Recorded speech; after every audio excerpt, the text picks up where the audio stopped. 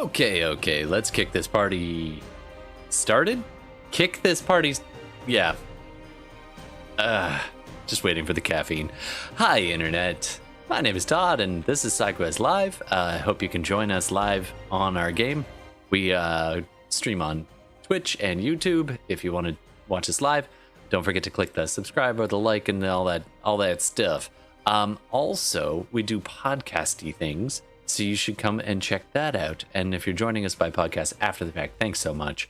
And click the follow, and you can keep up to date. All right. Without further ado, we're going to play some Dungeons & Dragons today. We're a couple players down. We're approaching the big bad. I believe you had them on the ropes, but we'll do a quick introduction and meet Tout le monde. Hey, everybody. You are here. Thanks for joining. Yeah.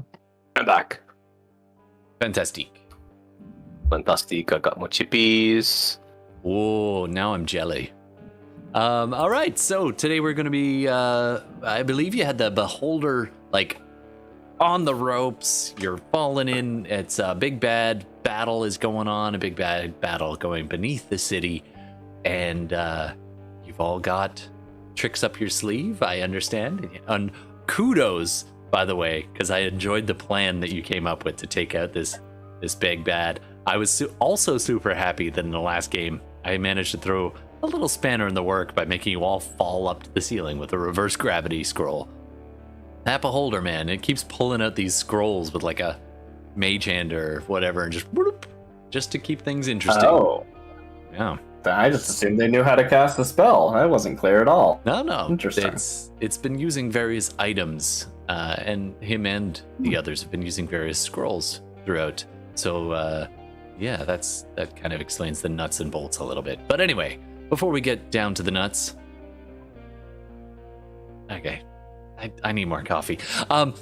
Let's go around the horn and meet everybody. Let's start over here with Bella. Hey everybody, I'm Bella. I'm playing Isolde, who is a half-elf blood hunter, and yeah, she really hates this this beholder dude. And then I'm also playing Miss Frizzle, the Frizz, and she is the Frizz, and she is a fire genasi. That's fighter. Awesome. I was gonna ask what class. Yeah, that's right. The Frizz got rocked last game. Actually, both of them did. Actually, both Isolde and the Frizz got their asses rocked last time, but yeah, no. Miss Frizz, she got her ass whooped down to 9 hit points out of 58. That's a whooping. Yikes. Yeah. All right. So they're hurting, but we'll see what happens tonight. Fair enough. Well, thank you. All right, let's go meet Gordon.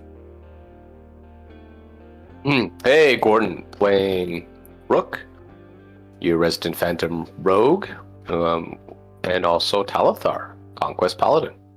And Talithar did take a fair bit of damage last game. Rook is actually almost unscathed, just how it ended up. And we'll see what happens tonight.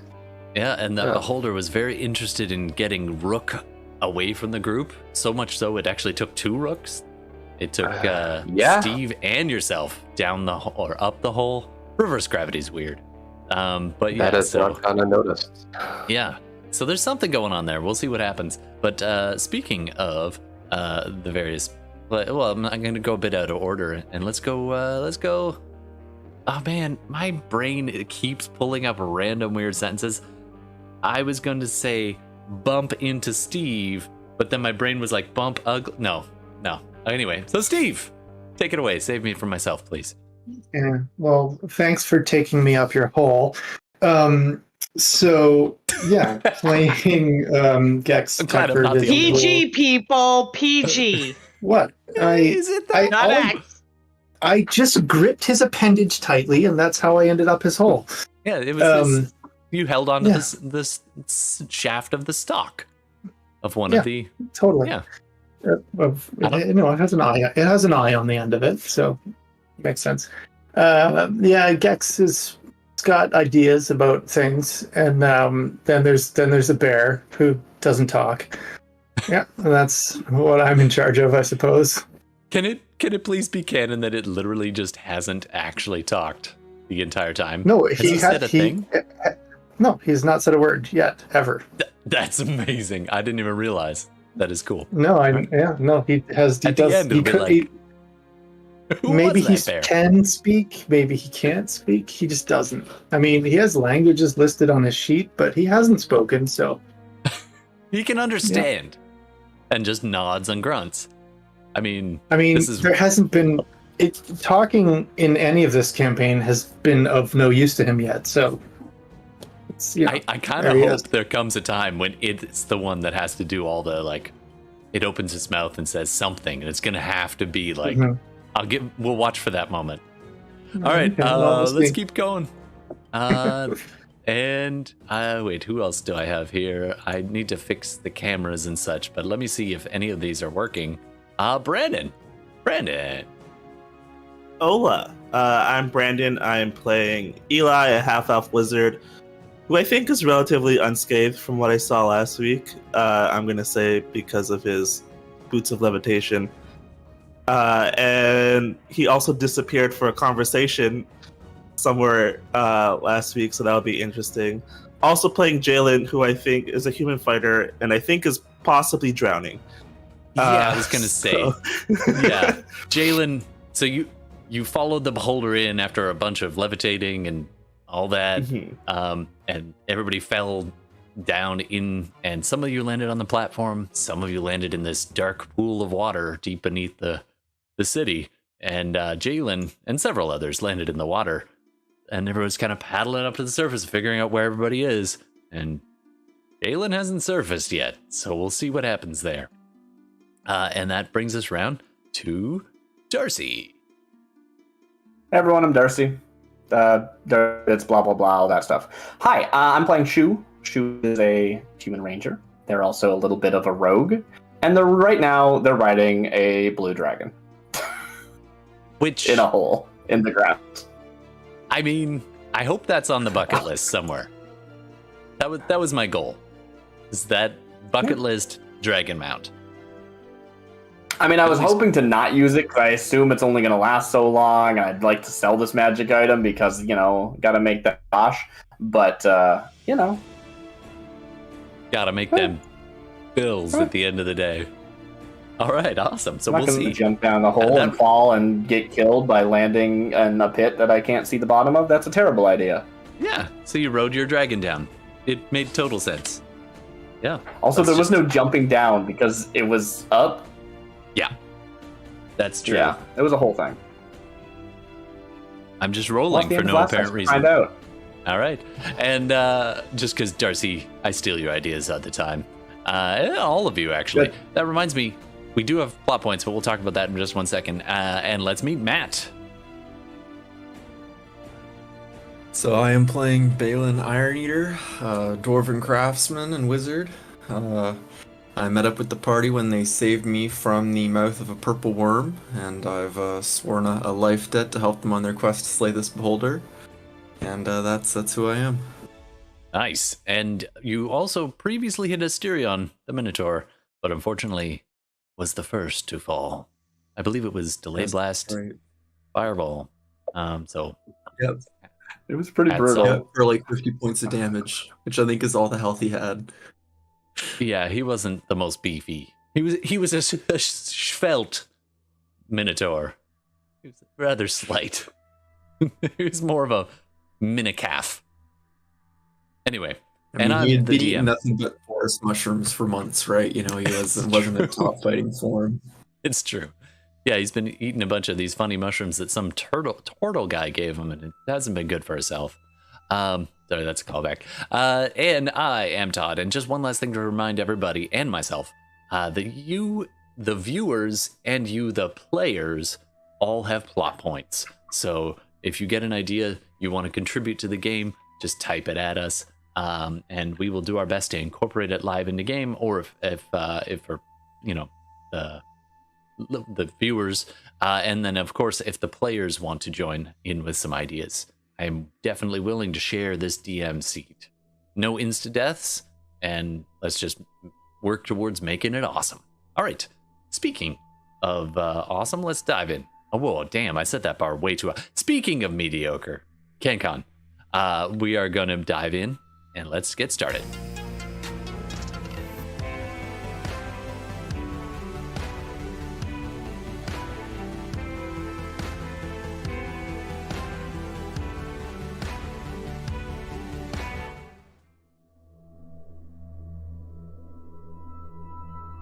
The dark waters below don't reveal any of their secrets. Those of you with dark vision see this large cavern beneath you, half-hewn, half-natural rock. It is frighteningly cold. Those of you who hit the water, Shu is coming down on the dragon, Jalen hits the water, Elias hits the water, Isolde hits the water, and Hilda hits the water. The rest of you, Rook, Frizzle, Graham, Talithar, Cranky, and Balin, manage to land on the stone, which is no comforting fact, but you manage to land with just enough of that levitation and the rope left to take the worst of the damage. You land hard against the rough stone, the wind getting knocked out of you briefly. Balin, you're like literally on the edge of the water, like your arm and one leg into the pool, and it is shockingly cold. Those of you who are submerged, it is that kind of cold water that literally takes your breath away when you go splashing in. The cavern is dark. There are no light sources down here unless you bring them. Let's start with Isolde. I need you to do an athletics swimming check for me. Okie dokie, artichoke. Let's see how this goes.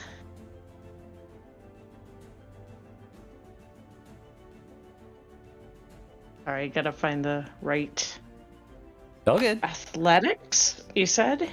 Yeah. Okay. No advantage.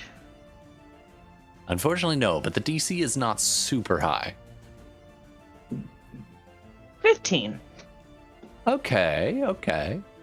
So, with a 15, you come bobbing up to the surface. That you managed to do that, no problem. Your armor and gear, you didn't drop anything. But the cold is it's not freezing, but it is very, very, very cold. And you pop up in the dark, just trying to figure out. Now you have dark vision, so you can see in grays and blacks and grays around you. The edge of the pool, it's a slightly irregular shaped room. The platform kind of takes up about 15 or 20 feet, kind of off to the east side of the room. And the rest of it is this flooded, semi-natural pool. But the edge where the water and the platform meet has been worked stone.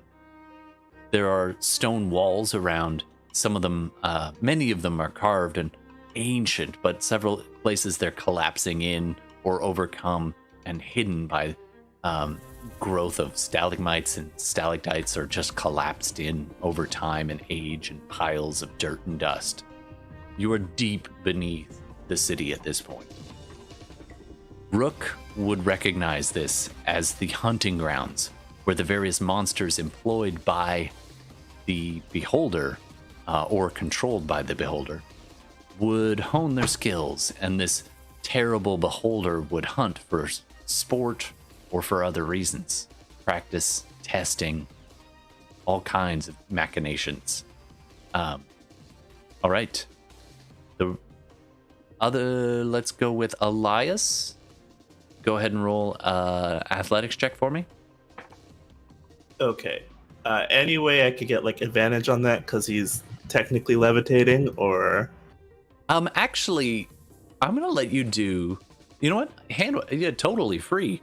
as you're falling in, you're like, wait, because the rope is part of what's pulling everybody up and then down. So you just have to let go of the rope and kind of brace yourself, and you're actually hovering just above the water, like your feet almost touching it, as just barely.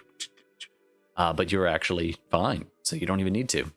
You also have dark vision, so you can see the room reasonably well, and you can hear all kinds of nonsense. The flapping of massive leathery wings, well, large leathery wings. You can hear the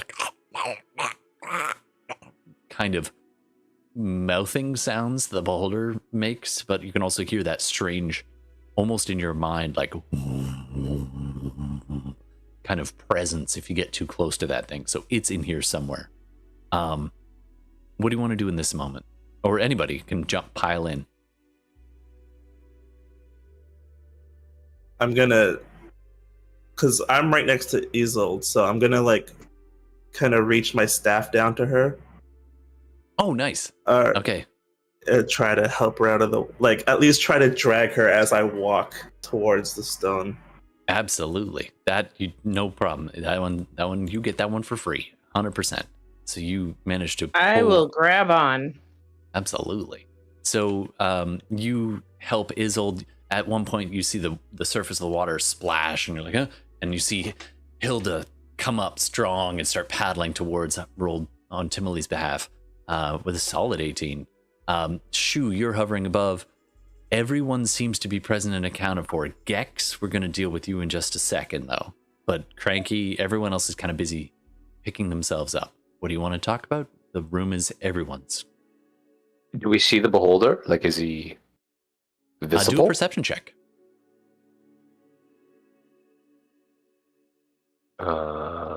Okay. It's a 70-foot tall chamber. Can we all? 50 feet wide. Yeah. Well, let's say I'm going to kind of institute room rules. So I'm going to say a maximum of 3 of you can search at it. And like, you're all doing it, but we're going to take turns. Dirty 20. Oh, I'd like to opt into Actually, like a survival check, less 21. of a perception and more of a like, is there any signs of passage that I would follow as a ranger? sure thing. Go for it, Jesse. And dirty 20. And I Oh, don't 21. know. By search, you mean investigate, right? I didn't even think to do survival. I should have. Oh well. That's all I right. got a 15 perception. Nice. 15. Dirty 20 or 21 for that was Rook, right? Yep. Who's kind of keeping her wits about them. And yeah, you can go ahead and do a quick investigation if you want, just to kind of take in what you find of this room. Total of 19 on that. Nice. And Shu, you are a little bit distracted being on the back of No, a that just dragon. rolled the number 2. That was a. It is I would not like you to properly roll a 2. rolling. No, that's fair. I'm not getting my keep highest for somehow, but Oh, sorry. it's not working. Anyway, All right. it's 2d20. I'm rolling with advantage and then adding 11 to it, so Yeah, that's fair. that would be So- a 24.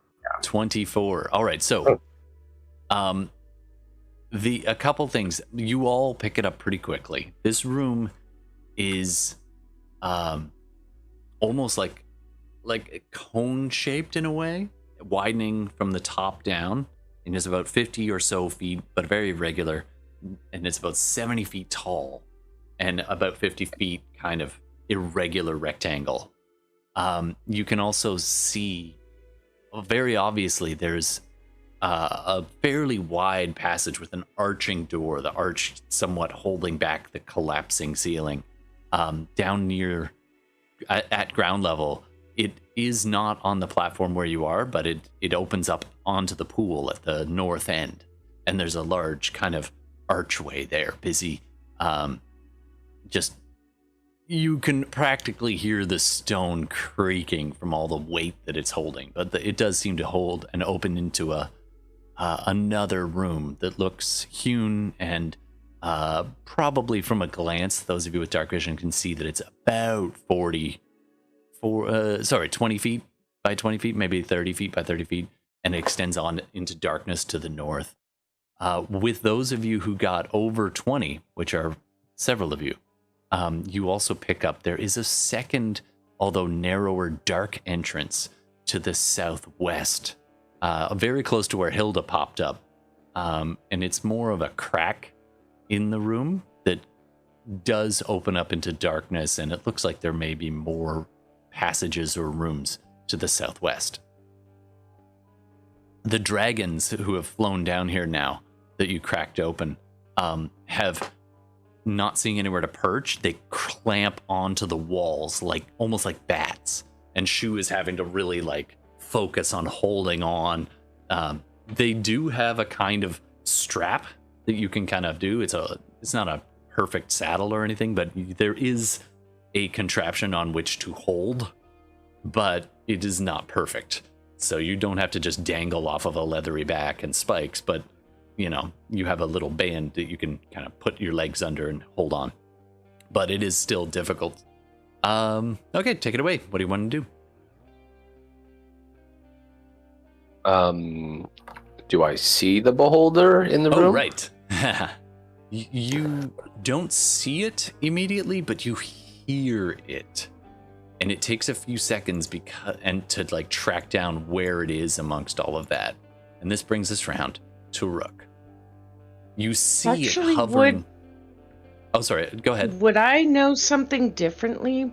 Because I know I did the perception, but remember I've got my brand of castigation on it. Oh, yeah. So you don't actually spot the bottom chamber, but you do spot the beholder and the north chamber.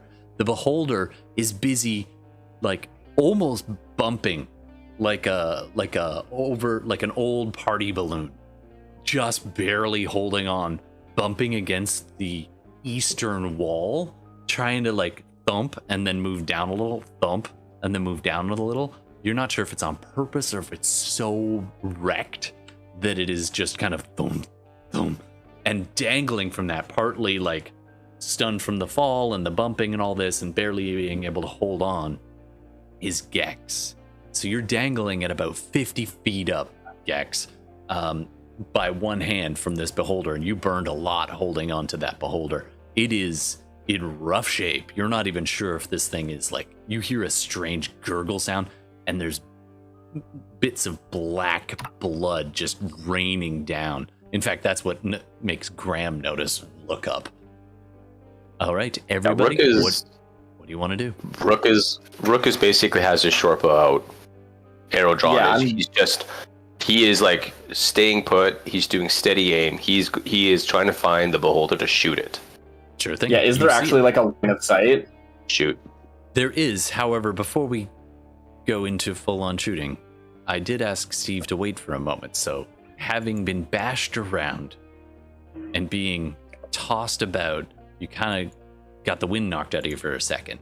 But now you are aware. What do you want to do?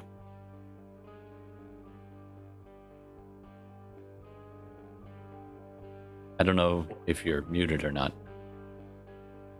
Yeah, two things, and the order depends on whether or not I can do it.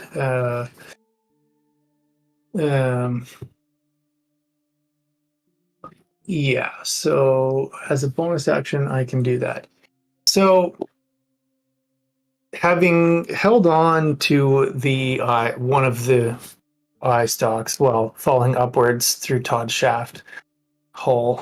Don't forget the dragons bumping you. Those aren't pillows. Yeah, you got bumped by dragons. It was a good experience. So previously he was holding on, had stabbed him, the beholder. So there's like holding an eye stalk and then the dagger stab. He will like try this in one motion, put away the dagger, pull out the dragon gem that he's got, and shove that into the stab hole and let it go in there. And then as a bonus action, activate his Gem of Brightness, which will cause a bright light in a 30-foot radius. So that's a Right lot. around the beholder. I love it, but that's a lot going on in a single like dangling turn. So you kind of come to. Yeah. I would say you So don't have whether time or not to, you can it's a achieve bonus that. action to stow the dagger or just drop it. Yeah. It's an action to activate the light thing, or an action to plant the gem. You can't activate two things in a single action. Oh, sorry, it's a bonus action to deactivate it. I was reading it wrong. Okay, so he's not going to do that. First, he's going to shove the dragon gem down into the stab hole. That is step one. I would like you to roll. Maybe, I'm open to suggestions here. What is the put the bead in the beholder roll? I honestly, I think this is just like Narrative. maintaining your it's maintaining your hold during the thing, right? Like it's either like an athletics or an acrobatics. It's either balance or it's like don't get like because the beholder's moving around. It doesn't want you to do this. It's bumping. Yeah, I'm gonna say let's do this as kind of a dexterity or strength based attack roll. Well, because you're trying to cram it in the right spot. It is an attack, yeah. Could I see narratively he wants to do it without the beholder noticing, so it could really be sleight of hand, honestly. I mean, if you slip a large dragon bead because into a technically gaping wound, you're I gonna think it's an notice. attack. and they already know you're there, right? It's not like you. Come on, bonus Sort of points way. for It trying to defi- explain it that way, at least. It definitely tries. It's definitely stunned and bashed and horribly, You tell me what to roll. horribly wound. I would like Athletics? I was Does gonna that make say It's probably either fine. an attack roll with either your strength or dex. Your choice. You're being precise, or you're just jamming it in there. So just like an unarmed strike, essentially. Yeah. Yeah. Okay, that's fine. Oh, you're armed with a glass bead with a dragon in it. Yeah. Okay, so it's just a +6 with a 12, so 18. You are made of luck, sir. That is Well, exactly what do you actually- needed. Oh, nice. So you Yeah. get the glass dragon bead in there, and I would shove it in meanwhile- as far as you can. Okay. Like, And think of the a guy beholder lets checking out it to see if a cow is pregnant. The beholder who's been busy bumping against the wall is suddenly alerted to you. It's been so bashed and damaged it hasn't really noticed that you're dangling, but as you do this it notices and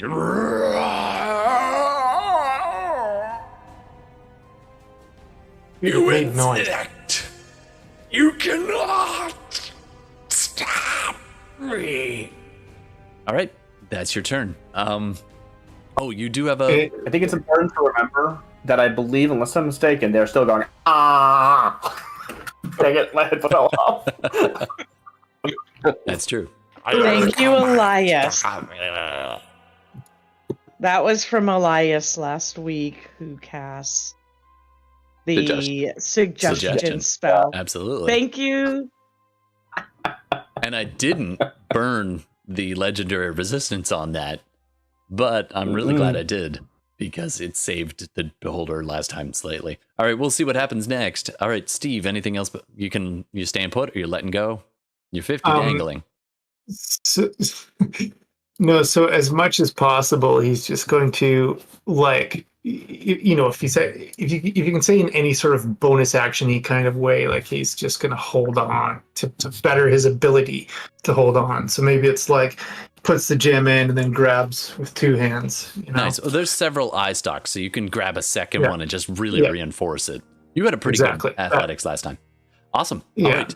All right.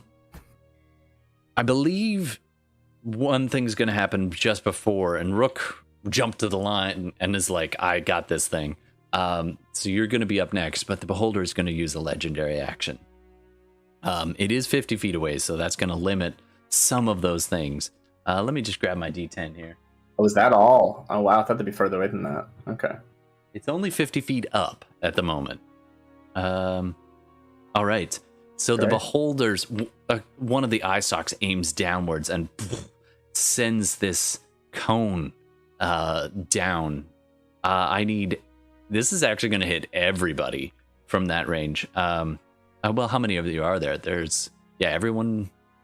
Everybody but Gex. Please do a dexterity saving throw, please. Would I be able to counterspell it? I'm not sure if this counts as an effect or a spell.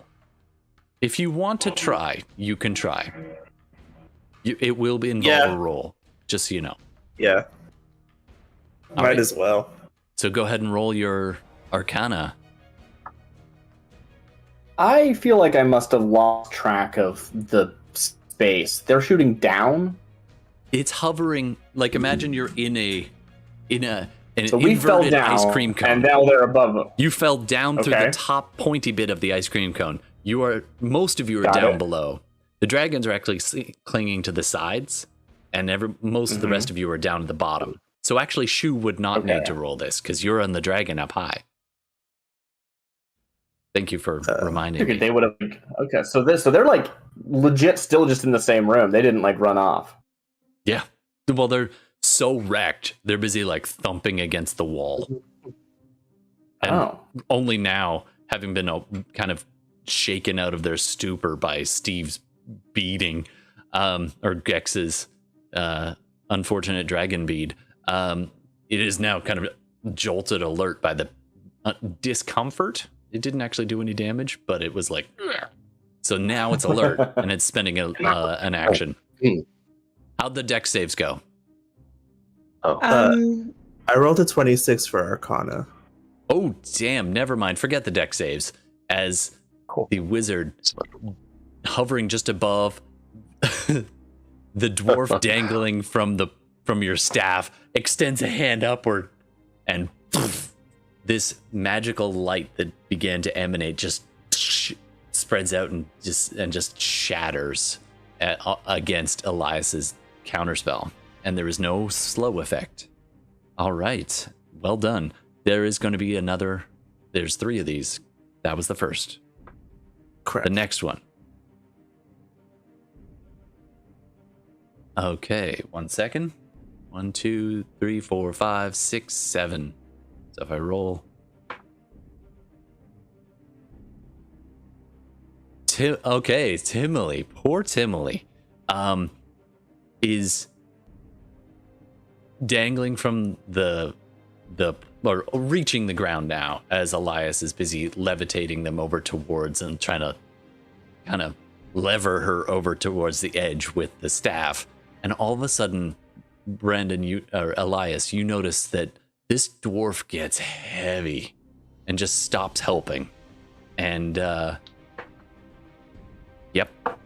you look over and you can see her hands are just tight on the shaft of the quarterstaff that your magic staff, and just holding it super tight, and like 1 foot balanced on the platform and the other one, and she suddenly just locks up, and her face is moving, but her body is starting to freeze, and you see this gray start to spread up her arms and legs, and she's like, what? Oh no. That's the second and the third. Gex, your bowstring is like creaking, ready to rock and roll. 1 sec. Keep rolling the same goddamn number. All right, it's got to be different. All right. And rolling the 8 again. Gex. One of the eyes, the one you're actually holding, pivots towards your face. I need you to do a Constitution saving throw. Constitution saving throw. You stopped the slow though, Elias. That was good. May have been pretty clutch.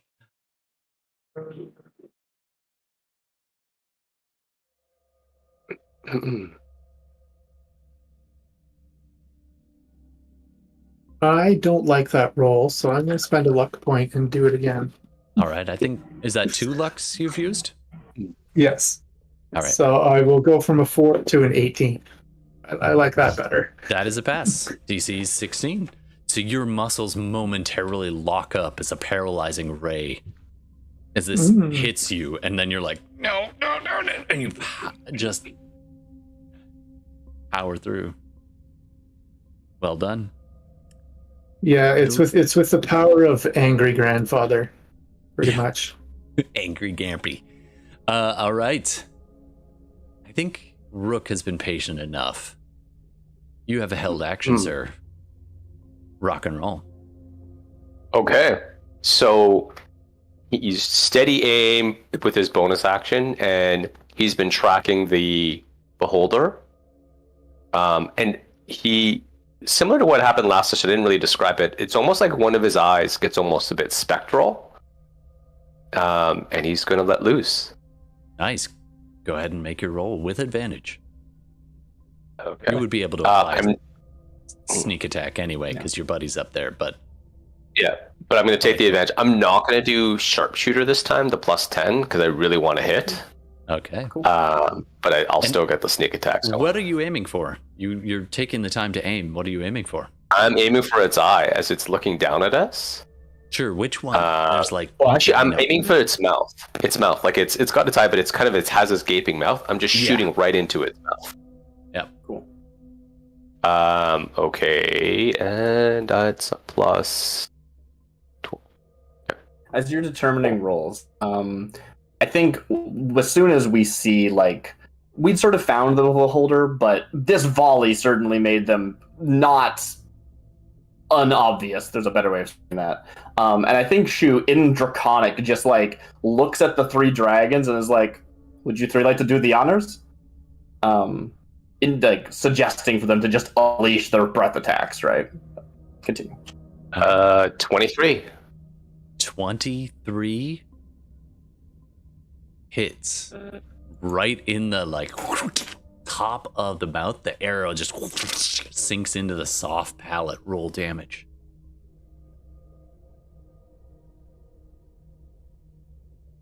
It's looking really rough. You guys did almost 250 hit points worth of damage to this thing last round. Last game. Mm-hmm. 6 plus 6.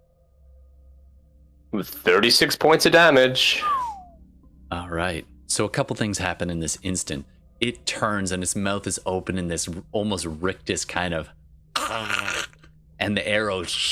And as the arrow is flying, it's like, don't just stand there. End these insect.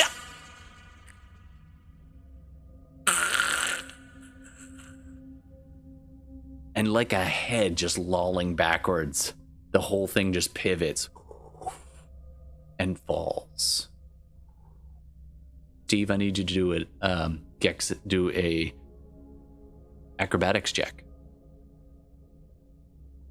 Acrobaticals. That would be 22. Oh, all right. Why don't you describe how you save yourself from a rather dangerous fall as this dead beholder rockets backwards and just plummets? I think he would try and do it rather simply but elegantly. Like, if it's falling down, he'll kind of just like shift his weight to cause the thing to roll in the air so that it hits the ground and then he kind of bounces and slides off and lands on his feet. I love how it's super elegant, and then it hits the ground, and it's like landing on a like a pad, and it just goes, and the skull begins to. It just goes with this hollow thwack sound, and it dents and goes flat, and there's blood just.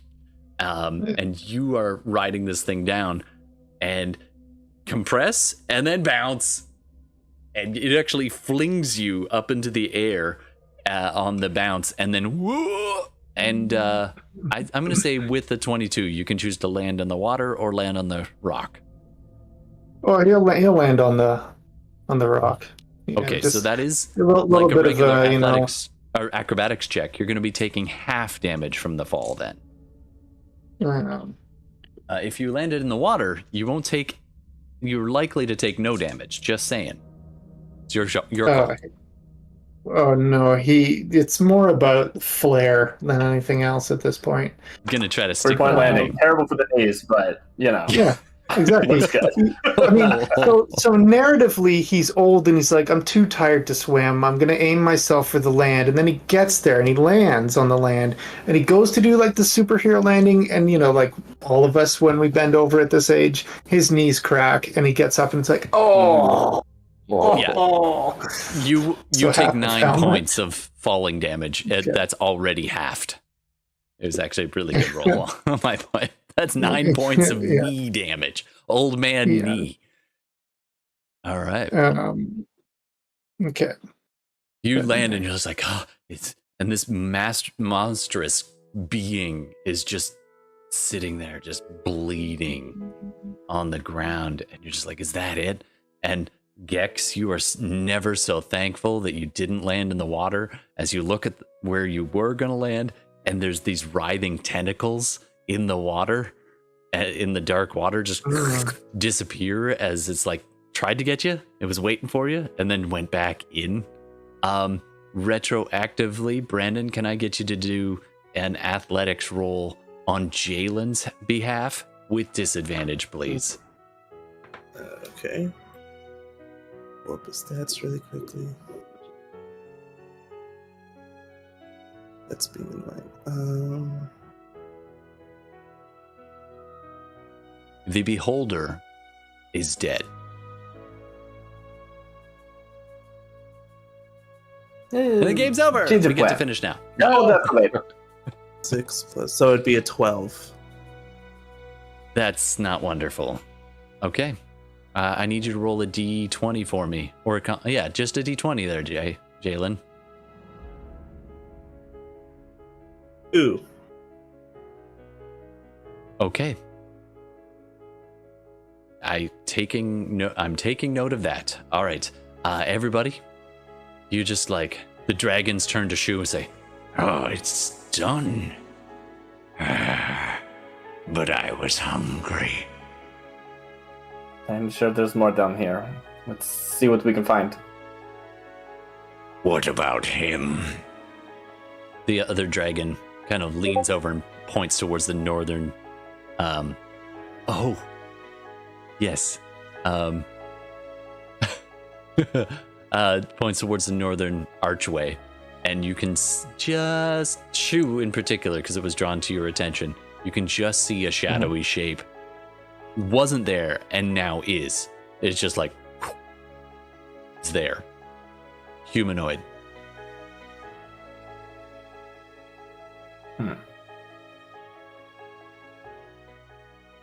I mean, I'll look and see if I can make it anything better than a shadowy shape. Steve, can I get you to roll a d20 for me? 50-50. 11.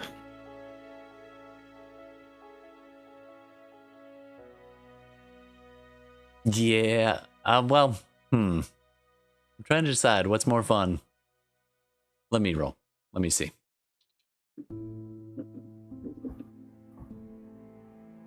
Yeah, this is more fun. You're all watching as this beholder's the thunk and hit the ground, and you're all like, ooh! And Gex gets up, and you're all just waiting 1 second, and you hear this tiny little from the impact. And then all of a sudden, the bulbous body, you're like, what's gonna happen? What's gonna happen? The bulbous body, it fucking explodes. And this sickening shower of goo, and this dragon. What color was the bead again there, Gex? Oh gosh, I don't remember. Black, I think. Okay. I think So- it was black. We did white and black already, right? The white and black. And I still had it. I don't- did the Unless white someone- and black. Wrote it Unless down. someone knows Yellow? they have red, I feel like I that's have red. thematic. No. Sure. Okay, cool. Rook cool. has red. Okay. Yeah. How about yellow? Green? Let's do the green. Let's do the green. This green adult dragon suddenly materializes inside a beholder's wound and just expands exponentially. And now it is laying on the ground, and all of you who are right there need to scramble out of the way. I'm going to get Gex, Isolde, Eliza, and Talithar, and Graham, and Frizzle to all do dexterity saving throws as there's suddenly something on the platform that is no longer there. or that is now there, rather. I'm not sure why, but Frizzle's thing isn't rolling in game. Oh, So I'm that's gonna weird. roll it. Yeah, I'm not sure why. So she has a 15. I just rolled it on the from the thing. Sorry about that. No problem. 15 Also, is I'm fine. gonna- You managed to jump out of the way in time. You get showered in some bits of Beholder, but you're fine with a 15. Who else got something? I'm gonna milk this for all it's worth. Do I get any sort of advantage for like not technically being on the platform, or I'm actually going to say you are on the edge, and it's not that you get bashed by it, it's that Hilda gets destabilized by this thing. And you've been trying to pull her up, and she was barely on the edge, and it destabilizes, and she begins to topple into the water as her arms and legs are now almost completely gray. There's gray stone-like appearance spreading up her face, about to go up over her eyes. Could I and she's looking potentially up roll? at Elias. Can I potentially roll for something else? Because if I notice that she's still like turning to stone, I would Yeah. want to cast Dispel Magic on her. Absolutely. It's like just coming up over her face. Her eyes give you this fearful look. You let go, Dispel Magic. Go ahead and roll an Arcana check for me, just to see what kind of. Ah, crap. 11. What? Well, hold on. What level is that? I think that's level 6. So unfortunately, that's not going to do it. As the spell goes off and just Elias,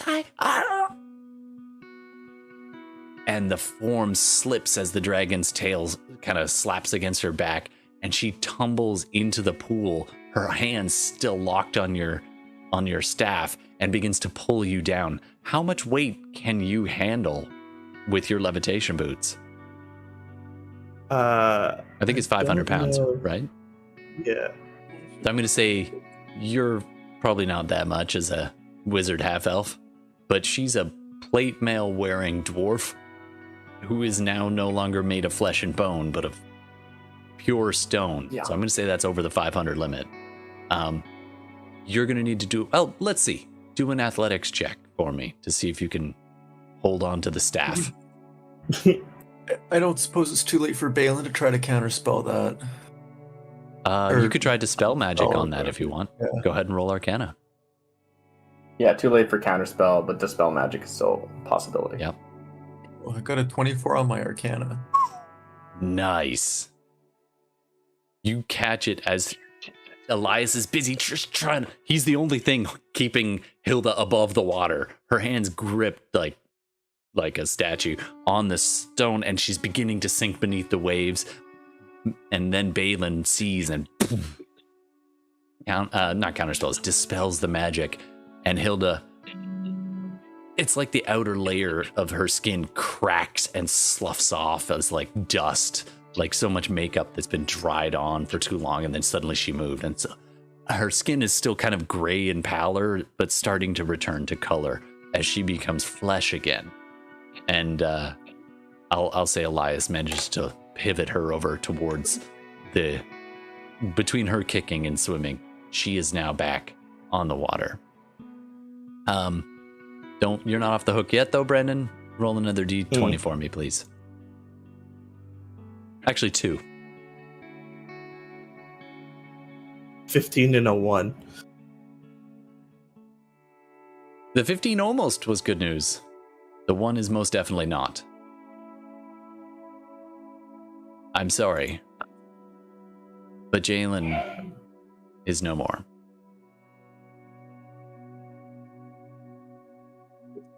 Went in the water and never returned.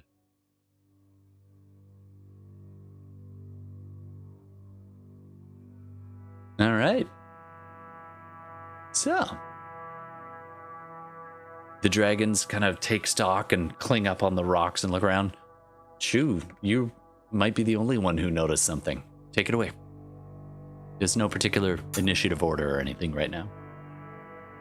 Okay, just before I take action, did I just see like the silhouette of a person that I couldn't make out the details of, or is there more than that?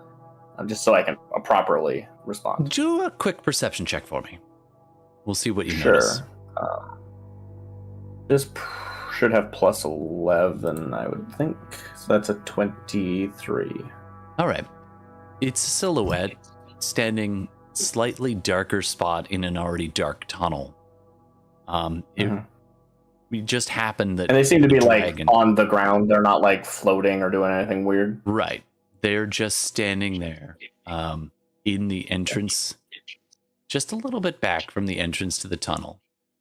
And honestly, I think what I want to say is I just like turn to the dragons because they were like, we want to still hunt and kill things because we're dragons, right?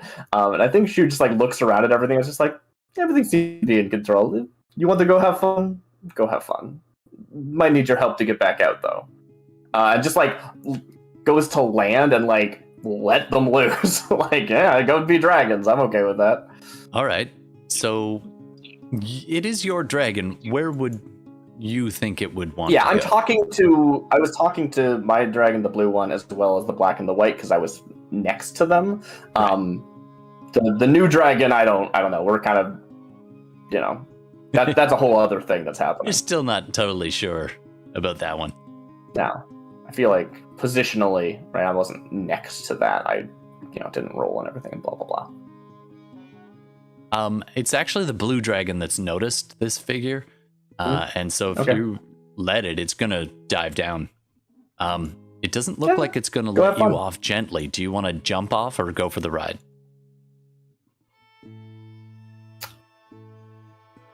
So you're saying it like swoops down towards this figure. Yeah. If I wanted to, I could bail or I could hold on because they're not stopping. Exactly. I'll hold on for now. Sure. Let's see where this goes. Okay. Can I get you to roll? All right. Yeah. It's just sudden. It's almost like a roller coaster. Like everyone else is just like, okay. And the dragon begins licking the bits of beholder off the green dragon. It looks gold there, but it's a green dragon. And suddenly this blue dragon lets go of the cliff. I understand. Swoops down towards the northern entrance that nobody else seemed to be paying attention to. Shoe dangling off the back. It goes in and roll a d20 for me there. Left d20. Here we are. I'm gonna need to. That is a 7. What? 7. A 7. I'm going to say with D20. Advantage, so roll another d20 for me. That's a 3. All right. I'm going to look up something super fast as the dragon plummets down. And...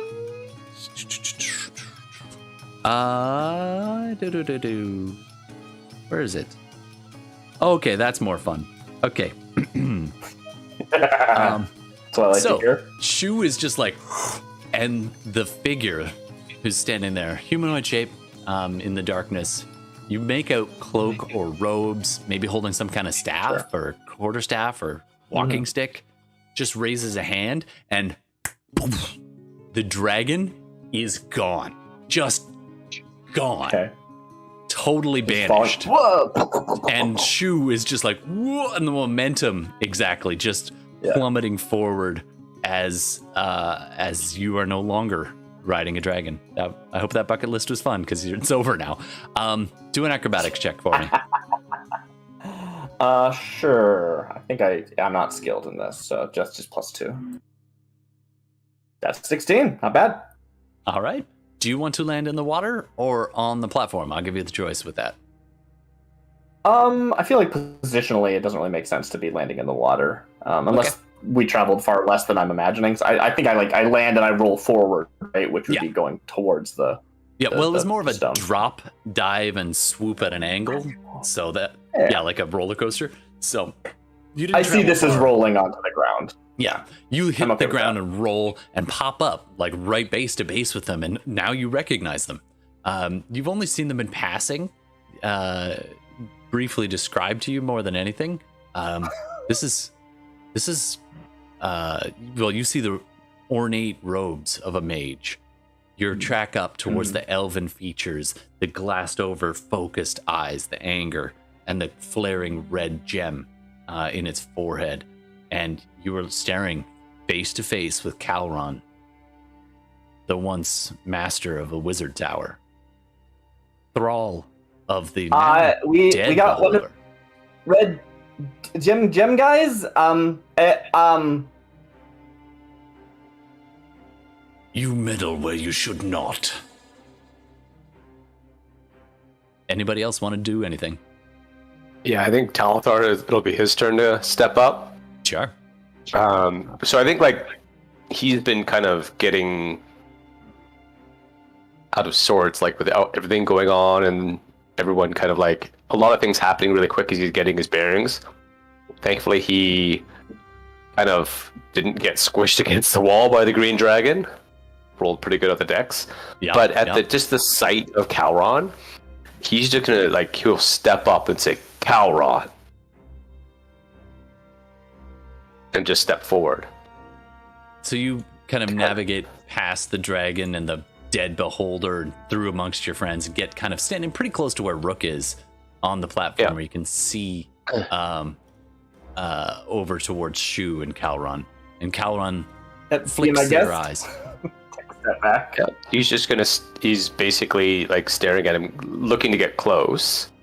I don't know if he's able to close the distance right up to Calron. Yeah, you'd have to do an athletics check to jump the platform doesn't connect quite to there, but it's a pretty easy hop. Yeah, he'll do the athletics check. It'd be just to kind of super easy. Okay. Talthar. What's your AC? Athletic. 21.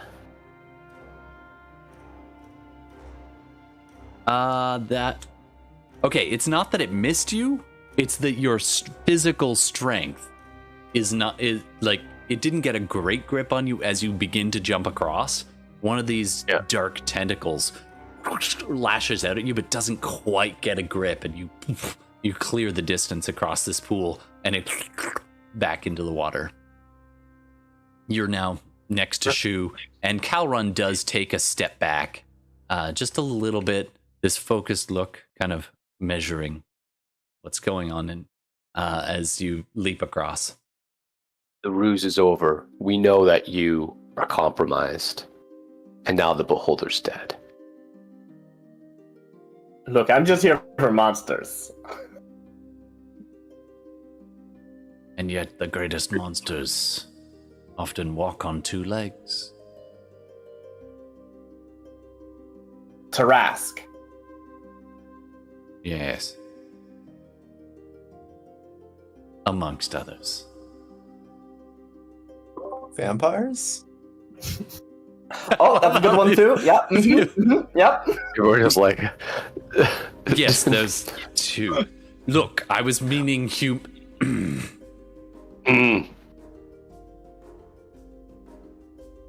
While they're bantering back and forth, I'm just training. Isolde is going to be training her arrow on him. Okay. Are you doing so? You might want to step behind Gex to kind of get a bit of cover, or are you going to try to move to the side or just stand out in the open and like... Where... It's hard to see on this map. There's a Where lot. Is Gex?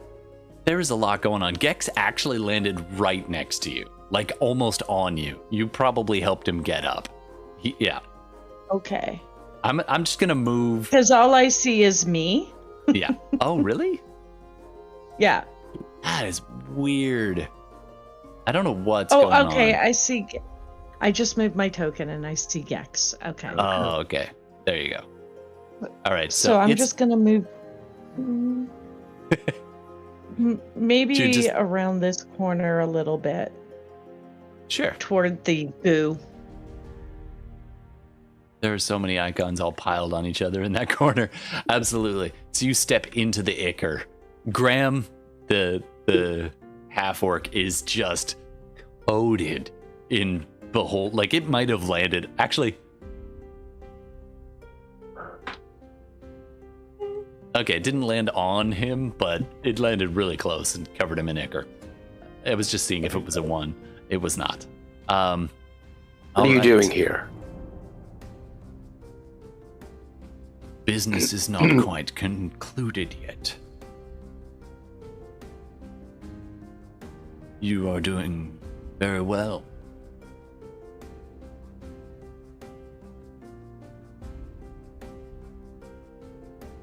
You have a chance. You can. The gem is in you. If you can fight it, we can return you to normal. But you have to meet us halfway on this. Otherwise, I may just have to consider you an enemy.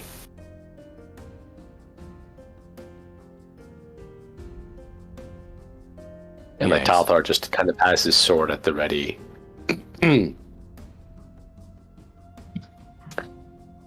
Okay, while this is going on, can Gex just do something completely stupid in the background? Absolutely, I love stupid. He's just gonna. So where's Talthar? Close by, right?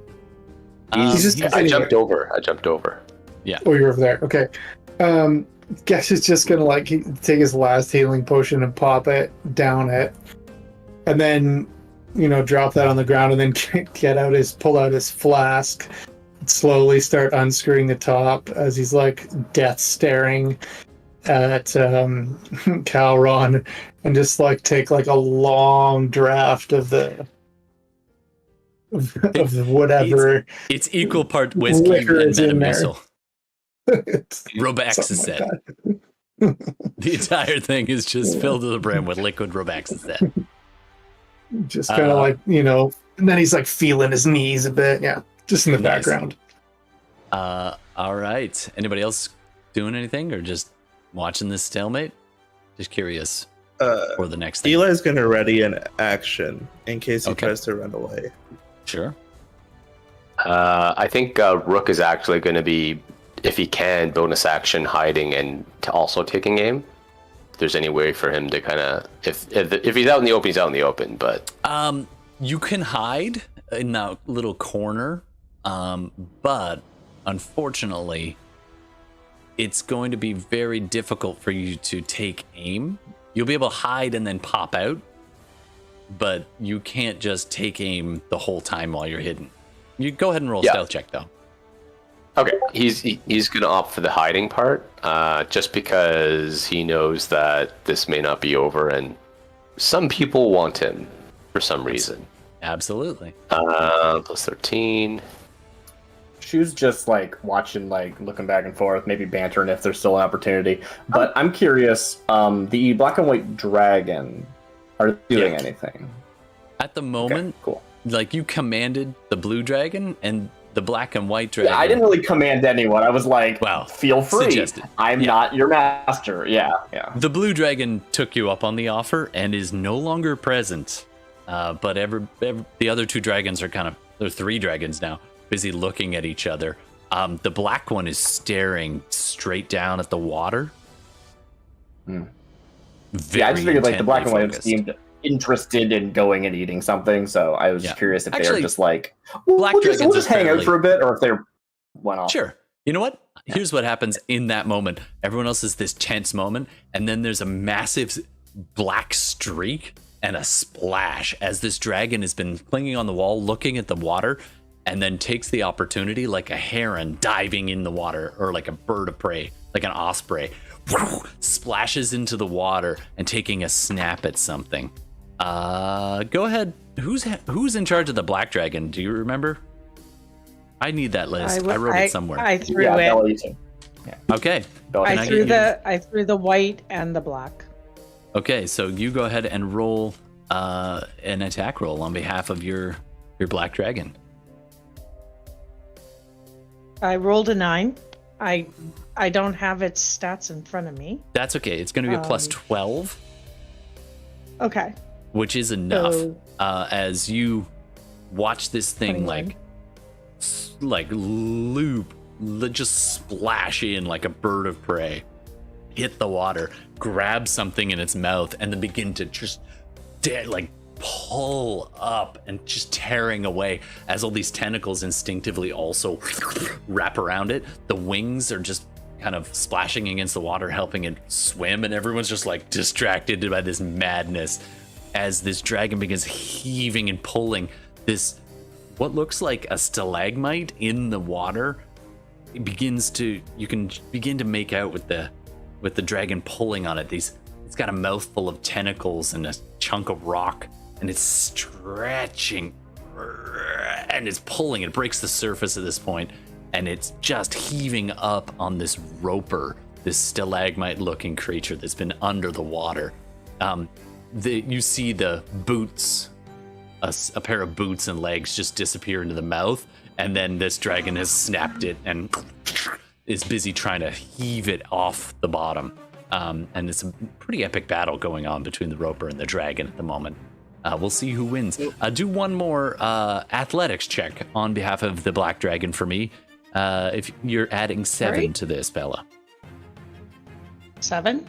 Okay. Meanwhile, Rook rolled a 32 on stealth. There is no Rook. Rook is gone. 15. 15. And you're adding... Oh, you added 7. All right. It looks... At first, it looked like it was going pretty good, and this adult black dragon is heaving on this thing, and this... All of a sudden, more tentacles come up and off this being, just... and begin to grab it back and pull it down as this is heaving back and forth. It's above the surface, and then below the surface is water spraying everywhere. You're all just like... Ah. Can I command the white dragon to help it? Absolutely. Make your you said you're in charge of both, or who doesn't have a dragon? Somebody else can do the white dragon if they want. I was actually hoping to help the dragons out too.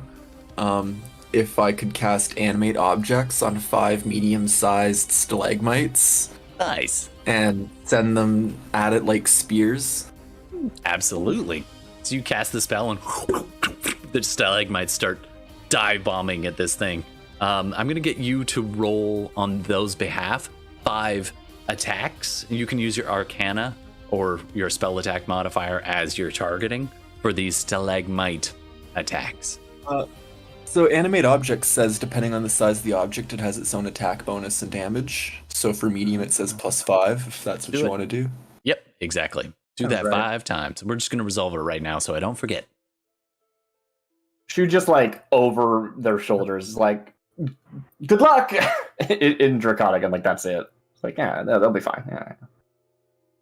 Wow. Okay, so I got an 11, an 18, a 24, a 19, and a 24. Damn. Okay, so of all of those, 2 of them hit. That's it, unfortunately. It's got pretty crazy AC. So go ahead and roll the damage on those. All right, I think it's 2d6. I'm realizing that my roleplay there is probably disingenuous. It probably is more like, what? And water splashes everywhere. Like, God, good luck. There we go. Nailed it. So that'd be a 10 and a 9. All right, Just nice. absolutely drenched. Oh, it's you. The other most important thing is you managed to avoid the black dragon in those attacks. And so you're managing to focus some fire on this massive roper, which has been hiding underneath the water. It's slow, it's digesting. Okay, and I believe Bella, you can go ahead and roll for the white dragon. So unless someone else wants to. Plus 12? Or plus 11, I think. I believe this one is plus... For attack. Oh, sorry. Didn't mean to make that disappear. Yeah, it'll be plus 12, I think. Okay. That would be a 24. Whoa, that's a hit. A very palpable hit. So it's going to go in, and what kind of attack does it want to do? A tail? Go ahead and describe it as you hit this thing for, I believe, about 20 points of damage. Actually, or it can use its other abilities. I was gonna say it might use its breath weapon, but you know what? No. It's a cone. I'm gonna save that. It would hit the black dragon. I don't know if it cares. It does. I think it does. Okay. So I'm gonna make it a bite attack. Nice. So it gets in there and does about 20 points worth of damage. This roper is chunks of stone are coming off, but you realize when the dragon spit them out, they're actually bleeding and hit the wall and fall down. So there is all kinds of madness going on in the middle of this pool right now. All right. Is Frizzle, since we've been ignoring Frizzle for a bit, is Frizzle going to do anything? Or just watch it all? I feel like Frizzle she just used her second wind. I feel like she's like, half bent over, hands on knees. Nice. Fuck. Okay. Oh shit. And then she will, I think, go ahead and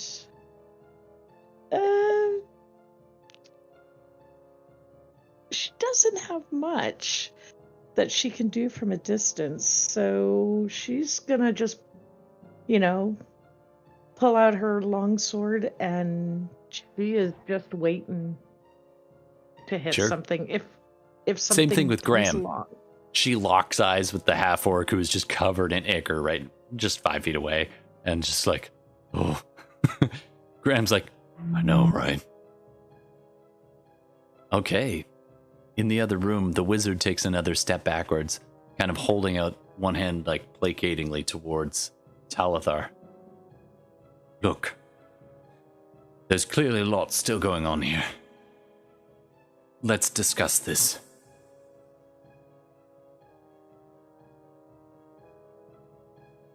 What's there to discuss? Or at Talithar, rather. There's more at play here than you know.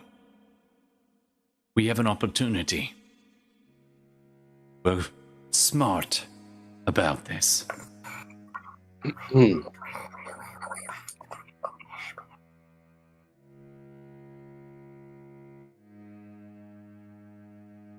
From my position, I think that you sold out our brethren and possibly all of Tasvrell, and who knows where else. What are you sacrificing? What kind of gain are you seeking out of this? I am trying to salvage this situation, and I have sacrificed. And he pulls back the hood and intentionally drops the seeming spell. I'm going to say Shu somehow saw through it before, but Talithar can now see the just puckering wound on the forehead of this archmage, just around the crystal. It's still there, and it's still dimly illuminated. But we can salvage something.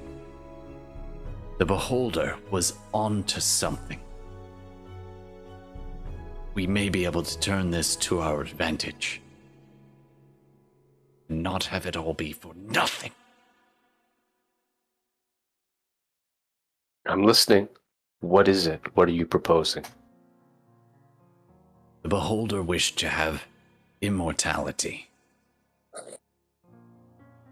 And after a manner found it. But it is not perfect. This ruin contains... Do you know who lies here? We know there's an ancient being imprisoned in here. Yes, the Dark Oracle. Secret. It's never been this close to being unearthed.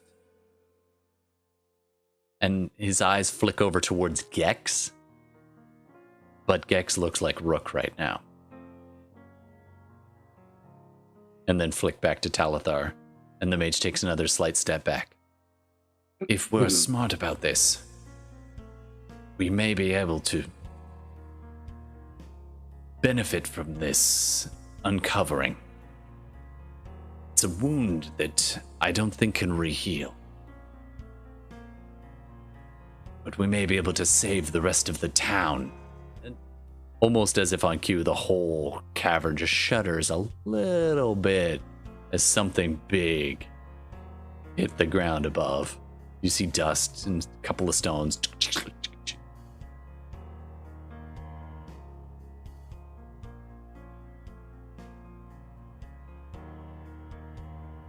If it's to save, Yeah, go ahead. or if it's to save Tasvrell, then our goals may be aligned. But if it's for your own purpose, at the expense of us and the city, then I'll kill you myself. It has been some time since I've been able to think of my own purposes.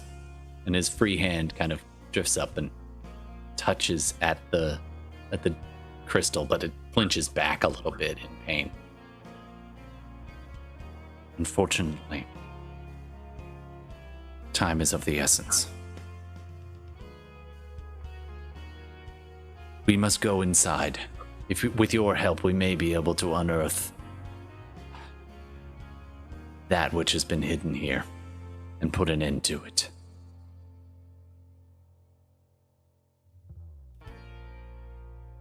You want us to wake the Dark Oracle and to kill it? If it can be killed, yes.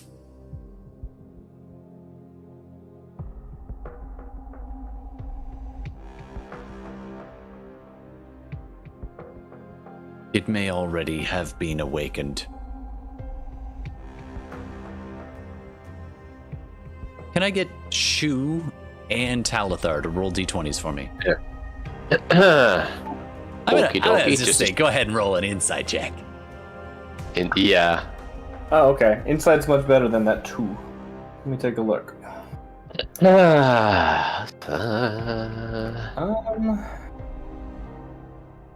Meanwhile, the dragons are thrashing around. Specifically detecting lying. I've never been able to use this movie before. Wow. Inquisitive, ear for deceit, a minimum of an 8 on the die for insight versus lying. Oh, that's amazing, because I only rolled 11, so... Yeah. So what would that total be? So, my insight is normally +7. I don't think it's relevant that we're in the Underdark. That's not relevant to this detection, I imagine. So You that can would tell by be, the echoes. That's right. Now to be 15. Okay. Yeah. The mage seems exhausted suddenly, even though there's so much power from this being. You get the sheer understanding that this person is really powerful wizard. But they've spent some pretty powerful spells today by the look of things. They look haggard. The wound doesn't fully heal. So, and you remember seeing Torrig before, and he looked wrecked. And this Torrig had been under for a few months. You don't even know how long this Archmage has been under the sway of this thing. So it's hard to tell. Are you trying to say that the Kraken activity is not because of the Beholder, but because of this Dark Oracle? The Beholder united those that could not be united, and enslaved those that needed to be. But now that the things are awake, and it looks... Kauron looks pointedly at the thrashing dragons. Some creatures give in to their instincts when an easy target presents itself. And Tasvrell looks like a tasty snack right now. I'm not even sure if those beings have noticed the Beholder has passed. Right. I feel like dealing with them is more important than whatever magic bullshit you've got gone down here. That's just Alliance? me, though. You two deal with your quarrel. Elias, can I get you to do a perception check for me?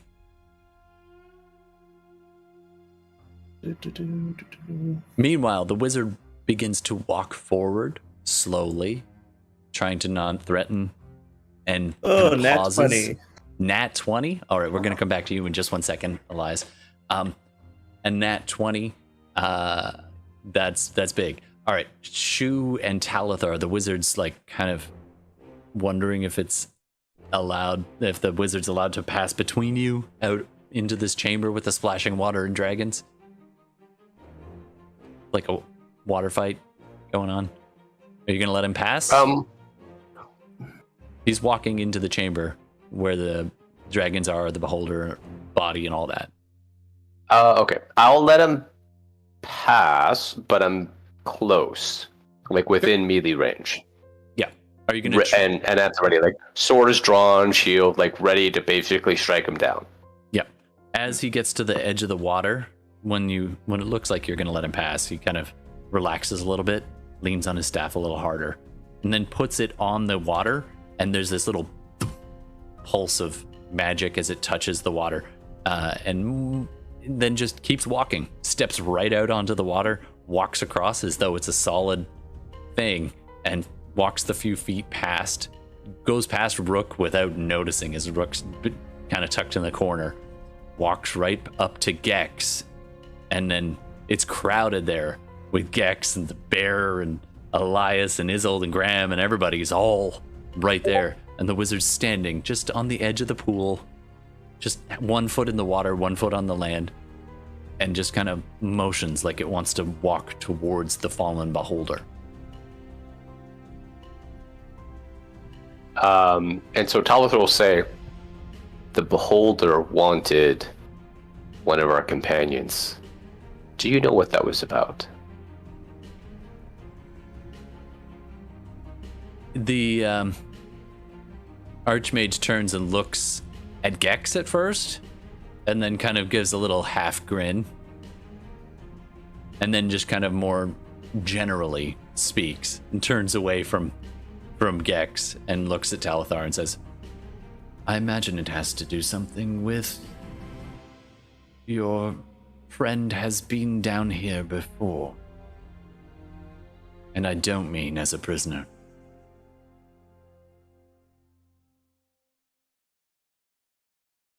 As to the details, we might be able to find out. If I may, he turns back towards Gex, trying to get past Gex. Are you going to let him pass, or are you going to unload on him? I think he would probably Let him. Whatever. He's just gonna not do either, actually, and pretty much just stay completely still, staring him in the eyes. Crowded there. Go ahead and roll intimidation. That's fun. I like that. You want me to move? You make me move. Intimidation is okay. 16. The wizard blinks. Can someone get this giant walking carpet out of the way? Speaking more to the bear, but it seemed like an appropriate Star Wars quote time. He kind of tries to go around and So Todd, to that, Gex just looks at Crank and goes, "Well, he speaks for himself." Elias, he's going to try to press past you. Do you want to let him, or are you going to stand in his way? So Elias is following him too. No, he's just gonna Well, this is stay Brandon. still. Yeah, Brandon. Yeah. You notice something as you're Okay. looking at this, and the dragons finally dispatched this roper. Well, I think. Hold on. Just a handful of rolls Sure here. they do. Yeah, they do, but not without some wounds themselves, some bites, some tentacle chokes. It's a whole thing. As this epic dragon battle drags on behind you, then the water's like bumping the Archmage standing on the surface. It's like the floor is slowly undulating. It's very indignant.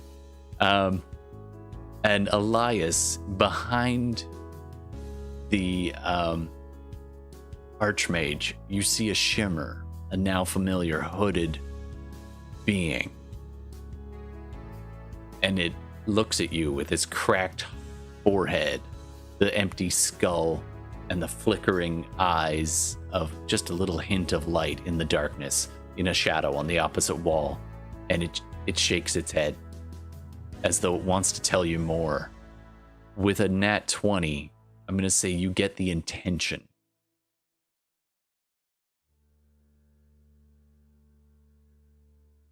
It's not over.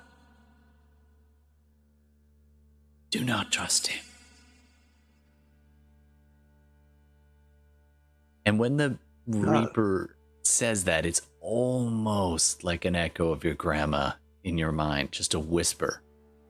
The being that took her, acting as a mouthpiece.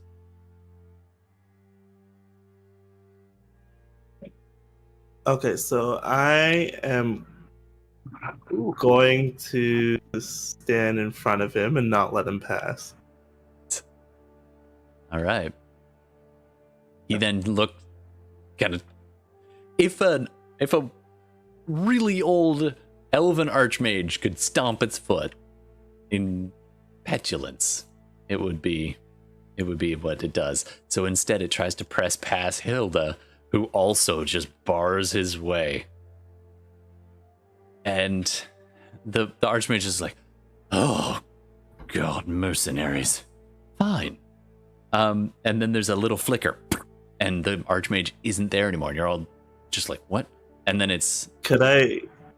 You can counterspell. Possibly if you want to. counterspell, yeah. Sure. It automatically counterspells his Misty Step.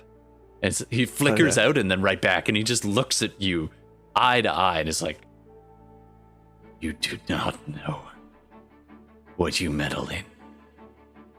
Do you want to tell us? Just barging your way through. What do you want? I want the corpse of that which enslaved me for years. I mean, there's not much left of it. I'm gonna quickly message Talithar and just be like, "We need to get him." Okay, Talithar. You're about 10 feet away right now. Talithar. Yeah, Talithar gets the cue from Elias. Okay. And is going to attempt to jump back, like head back, and intercept. I was saying you were kind of tracking as much as you could. Oh, tracking with him? Yeah. Okay. But you're Then I'm not just quite next to tracking him. He's gone past, trying to push his way past, so he's now about 10 feet away from you, over the water. So I don't know if you can see where you are, but there are two dragons right next to you, the white one in particular, right there. And then you can kind of still tearing this roper to bits. And then the archmage is busy eye to eye staring at Elias, who's like, it's like the most intimidating teacher or professor you've ever had a face-to-face. And it's like the stakes are high and you just stood up to them. All right. Yeah, so he's going to help block his way. He's like, you need to explain yourself before we let you near that corpse. I think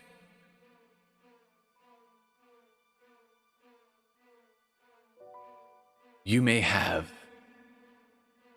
your prize. We will find another way. And the wizard steps back over the water and away from the dragons and is standing on the water looking at you all. I think perhaps something that the beholder had might be the key to stopping the onslaught above. A crystal allows it to, or a series of crystals, allow it to control those that are, mage motions to its forehead. If you stay there, other people search the body for the control crystals. Sure. Gex, Izzle, You got a moment. You want to do it? Sure. You Yeah. can both roll. Sure. Investigations, please. What do we? Investigation. Yeah, you're searching for control crystals on the corpse. Well, Gex has no clue. He got a 4. You have a minimum of 10. That's Roll. true. Gex So has a 10 plus 10 plus whatever plus your investigation. plus 2, so 12. All I right. don't imagine know it's if it'll not a be big better deal than because- that, but A lot of people speak Draconic, but I want Shu to say in Draconic to the dragons. If you would grab him, it would be appreciated. Make sure he doesn't go anywhere. 'Cause we can't really get out to them, but they maybe yeah. could. The white Yeah. dragon is probably the closest and sees you, its head popping up out of the water. It's almost comical. It's like watching two dragons in a bath, in a way. Yeah. And they're just basically playing with the now dead Roper. And the green dragon has been climbing up the wall a little ways to get up and out of this busy scenario. And they seem distracted and on edge. All of them seem a little bit. Where's the next thing? The white dragon and the black dragon turn towards the archmage, and you see him kind of cock one elven eyebrow and says, "Don't do it." The mage definitely speaks Draconic and understood. Yeah, of course. Yeah. If you want them to continue, they will. Actually, go ahead and roll a d20 Want me to for make me, a Darcy. persuasion? This is a persuasion I versus roll his a intimidation. 3. Oh dear. Let me see. My last The roll was a mage- 3. The one before that was a 2. What would I roll before that? Actually, pretty decent before that. Cool. That all doesn't surprise me. All right. No. The mage manages to stare them down, and they're just like, kind of locked in there. All right. Isolde, how did you do on your search? A 16? Okay. 16. You are elbow deep in ichor. Like, it is gross. You're pulling up teeth. You're like, I found it. Oh, no, that's a tooth. Ugh. And then you'll have like an eyeball, and it's still moving a little bit. It blinks. You're like, ah. And eventually you find this chain of crystals, almost like a necklace, but the thing has no neck. And it had been kind of woven almost like a hairnet, sort of, over various eye stalks. Basically covered the back half of this thing. Several of the crystals have shattered in the fall, but the majority of them are still there. And there's this kind of bluish tint to the quartz with these little veins of red running through them, and they're of varying sizes. And each one is kind of flickering ever so slightly, almost like a call and response to the crystal they control. So you now have the control necklace, for lack of whatever else I want to call it. All right. Okay. Someone of sufficient power is going to need to attune to that. Spend some time with it, figure out how to send messages, and then hold them off. I could do it if you wish, but No. Nope. And Isolde tucks it down inside her pouch further so he can't get to it. okay. Are you gonna attune to it, or put it on, or are you just gonna hold on to it? What do you want to do? I'm just holding on to it right now. I don't trust this guy. By all means, waste time. And the whole cavern is this little.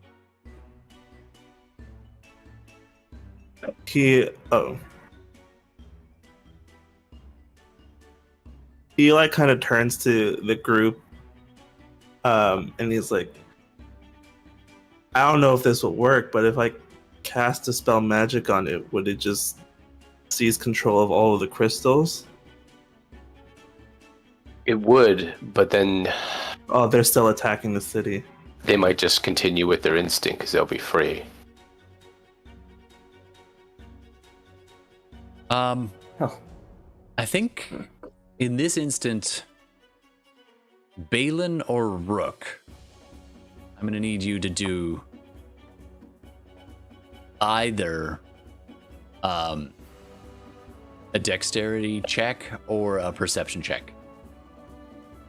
Rook will do perception. He's quietly stealthed and just watching this. He knows that I imagine he Rook doesn't want hasn't to be taken his eyes off this mage. That's why it's more of a Nope. reaction on Rook's part rather than an actual thing. But Balin, it would be, can I notice in time? Yeah, I got 8 on my perception. Okay, so unfortunately, when Elias turns to the group, your words, the mage does this quick little flick, and Balin is just an instant too late. Rook, however, as That's the a wizard 21. is casting something, what do you want to do? well, Rook, I rolled a 21. I assume that was enough. It was to notice this mage was casting, and you do have an opportunity to do something before or as it's a super fast spell. It's a bonus action, and it's happening. He's going to shoot him. Okay, roll He's your going to attack shoot him. with advantage because you Okay. are well hidden. Yeah.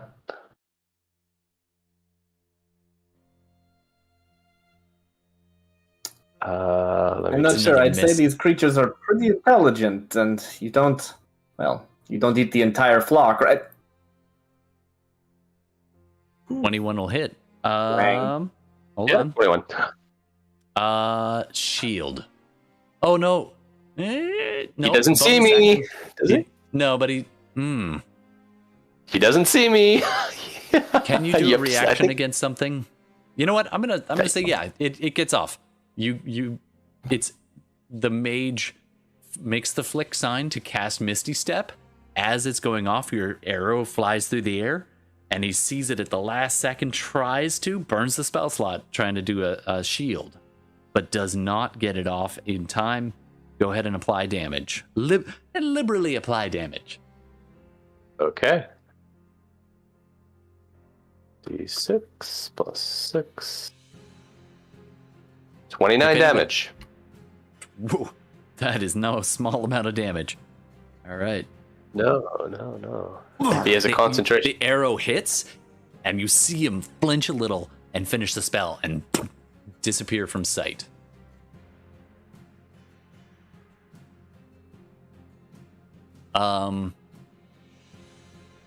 I'm gonna say, Shoo, please roll 3d20s. Oh, okay, cool. Ba-da-ba-boom. 12, 7, 14. The 14. So one of the dragons, the white dragon, let's say, does track Sure. and is like there, and motions towards the southwest corner, where the little crack in the like 5-foot crack gap in the wall. The dragon kind of caught the direction that this mage went to, and it does not appear to have. It was so fast. I'm going to tell you, it was Misty Step, so he couldn't have gone very far. But he's out of line of sight at this particular instance of the group. All right, what do we want to do? We'll just go around. Anybody gets ideas? Go. Or we can take a little break. I'd be okay with that. Yeah. All right, brainstorming session, snack time. As the wizard disappears into the dark, you've killed the roper, you killed the beholder. Let's see what happens next. We'll be back in 10 minutes. Thanks, everybody. Yeah, we killed the roper. That's a thing we did. I guess that's actually true with It's your with the dragon. missile. Technically, we did Balin stick did. the dragons on it.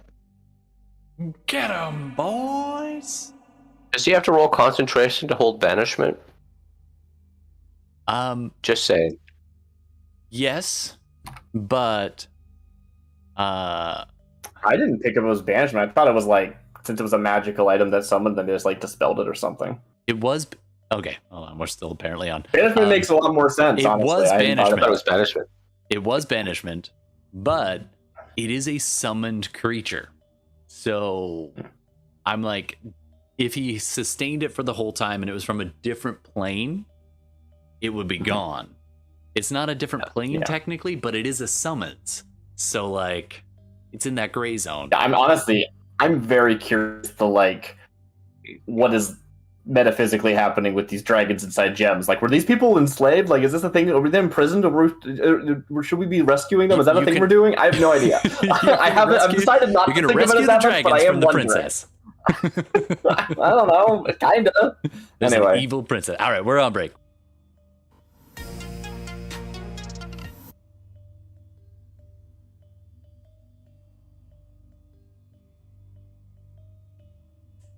Okay, everybody. One last thing. This will eventually be. Oh, you're the only one who gets to hear this. Yes, you are now level 12. Level 12. Everybody, do. Yeah, you all. Keep the same. Keep track of where your hit points are, though. Oh, I was gonna ask you about that because did Eli take any damage?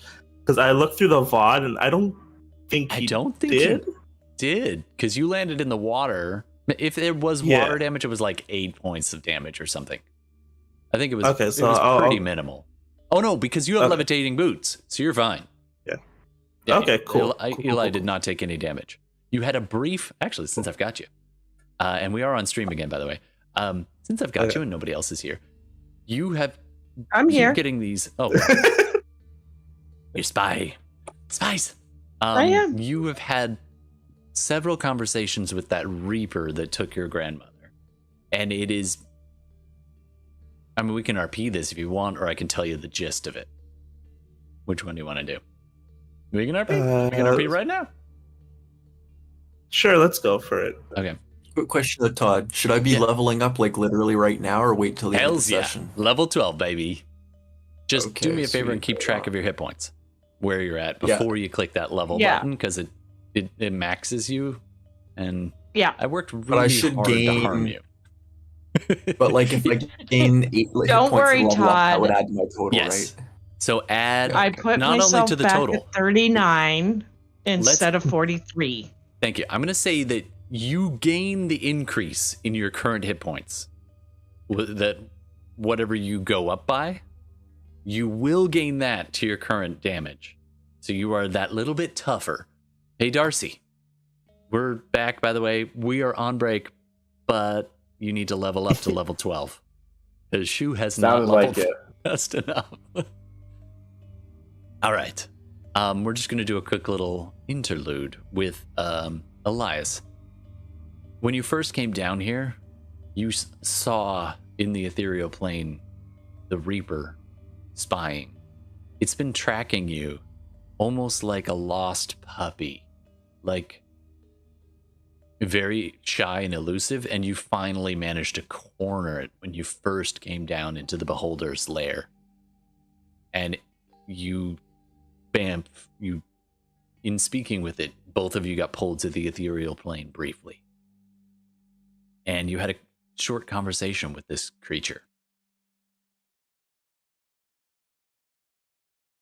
Yes.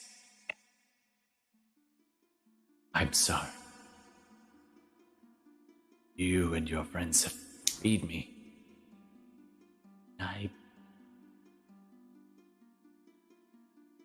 My kind and I have done great harm against our oaths. At the behest of the Beholder. And I am sorry.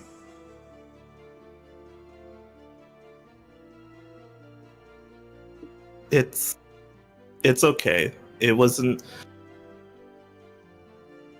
Things are complicated, and they don't really become simple. But you're trying to make up for it, and that's all you can do. And all I ask is that you continue to do that. And this little Reaper sitting in the corner of the cave, kind of knees pulled up against his chest, like the dark robes around it, the sunken skull, kind of almost overly sized, like if it was anime eyes on a skull that are hollow with little flames flickering in the center, kind of looks up at you. We've taken so many when it wasn't their time. There will be a reckoning.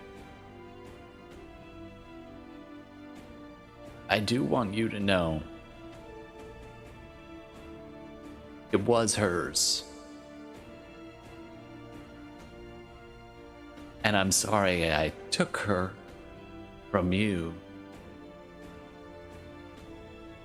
But in doing so, I remembered why it matters. I don't know if that's comfort to you, but the harvest,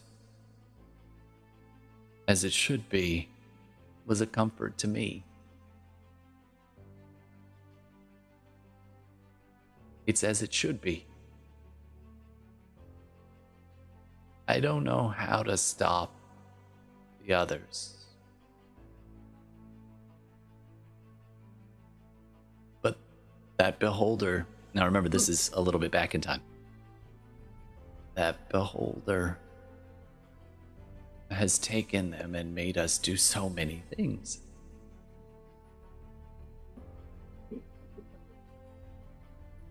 It controls us by its crystals, by its chain. We can get that away from it.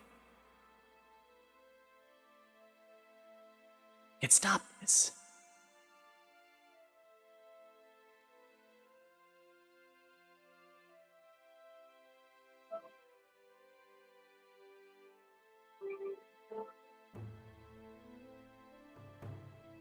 Eli just kind of sits in the moment. It's a lot to process for him, especially because this is the thing that killed his grandmother. And ultimately, he looks at him. She lived a full life. She went back knowing what would happen. And it is what it is. It's a gross oversimplification of how things are right now, but all I can do right now is focus on saving your kind and whoever else is caught up in this mess. So we'll get the necklace or whatever is controlling these things, and we'll figure a way out. And then we'll go from there. And its kind of eyes kind of turn as though seeing something just outside of your vision. And then it looks back and says, I must go. Heed me, mortal. And it takes like one step and it actually traveled like 40 feet close to you.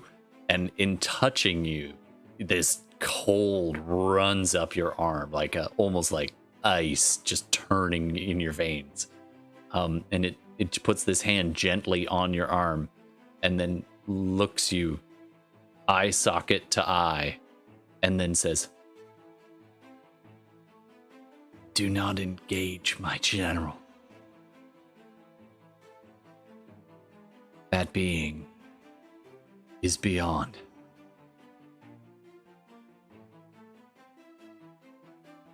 Stay safe until your time. And it gives a nod and disappears like mist. Okay. Cool. Thank you. All right, now I'm going to take a brief break and we'll be back. Again. All right, okay. All right, okay. I like that better, actually. Not all right, all right. All right, all right, all right. It's all right, okay. We're back. Hey, everybody. Sorry to cough in the mic. So yeah, we're back from break. Everybody, in case you missed the memo, you are now level 12. Go ahead and do that. Darcy's been planning up the characters. So you are now all level 12. Welcome to level 12. I originally, in this campaign, really wanted you to level fast. Somewhere along the way, we got a little sidetracked with that. So congratulations. You are now level 12. Shoe leveled fast. Shoe leveled really fast. He like walked into this, agreed to accompany these nutsos, and just suddenly saw frickin' God.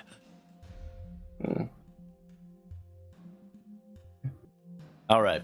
So it is just so you know, I made a point of clarification because I was wondering, how does it work with these summoned dragons? So, do you want to ask them? I mean, if there was a moment, then that conversation I think will happen. But You absolutely. I don't think that's catch your now. breath for a second.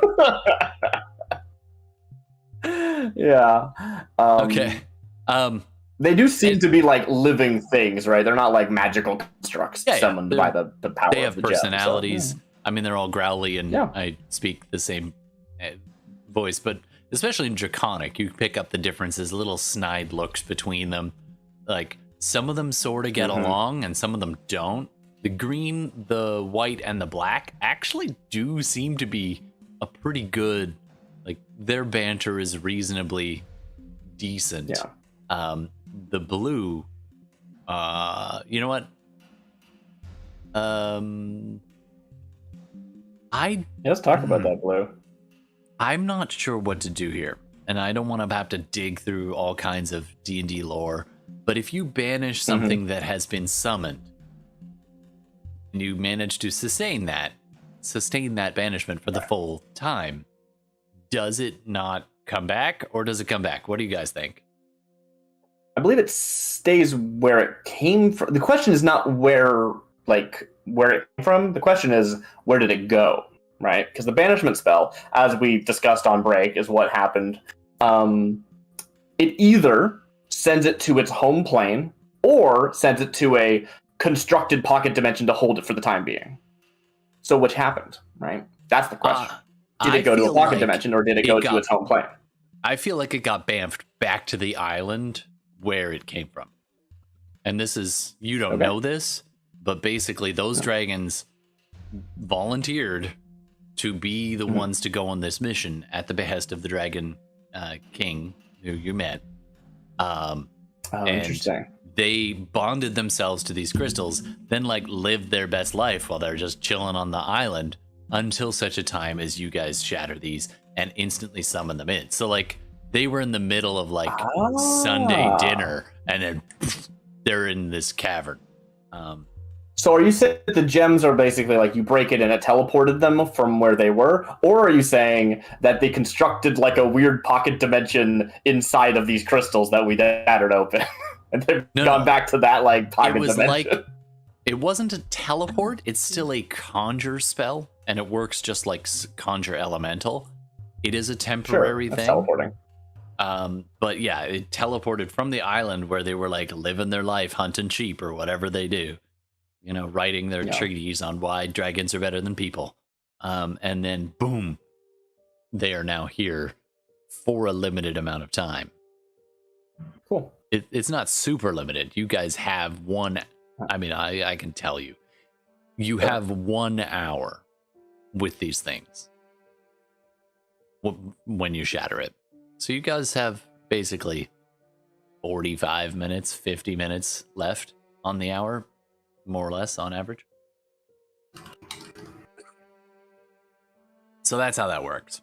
Similar to Conjure Elemental. Great. But if you banished an elemental, it would go back to its plane. So I'm going to rule, I think, unless you guys want to argue this, I think that the banishment spell sent it back to the island. And then because it was sustained, it's over now. So that I don't think blue is coming back. That's what I think. But go ahead, change my mind. No, that works for me, right? I do feel like there probably was a moment where like she didn't really properly react to this dragon disappearing because there was a lot going on. So maybe there is that moment where like we take a breath and she sort of looks around just like, where did they go anyway? And maybe the dragon explains like that in a few shorter words. One of my favorite fantasy jokes of Draconic is a very dense language. They say all that very quickly. It's sort of like Thieves' Cant, but for dragons. Yeah. Well, Thieves' Cant is the opposite. It takes extra time to say stuff in Thieves' Cant. All right, so you guys have a few moments as you all suddenly course with energy. Just housekeeping, you all leveled up to level 12. Any bonus hit point, any bonus words, any bonus hit points that you gain as part of your level, you gain now on your existing hit point total. Even if you're wounded, if you were at 39 and you gained 8, you're now at 47. Whatever that is. But you don't immediately heal to full, if that makes sense. Great. That makes sense. All right. You are in the cavern. The waters are now still. The dragon's busy kind of splashing around. And what do you want to do? I imagine we look- actually stop and take a breath and relax. I think we pick up immediately, right? Sure.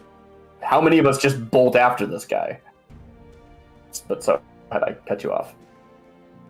I would look over at Isolde and be like, I think we give the necklace to Talithar. Okay. Are you sure? I'm not a wizard.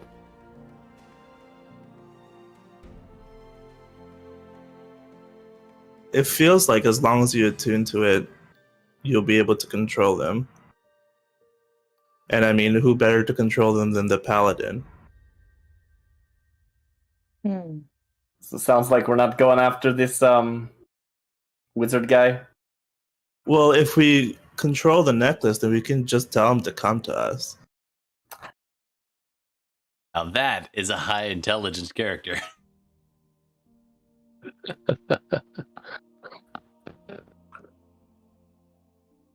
I will Just go ahead and hand the bead necklace to Talithar.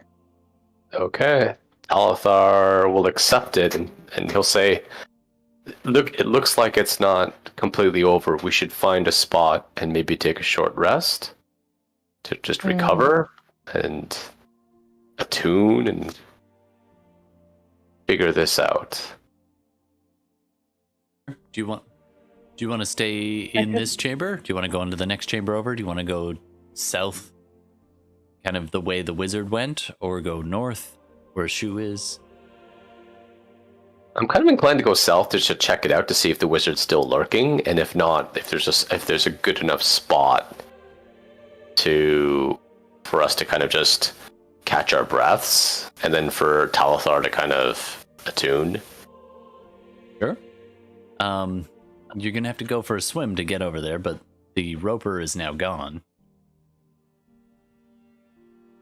Eli's gonna help people across with his staff.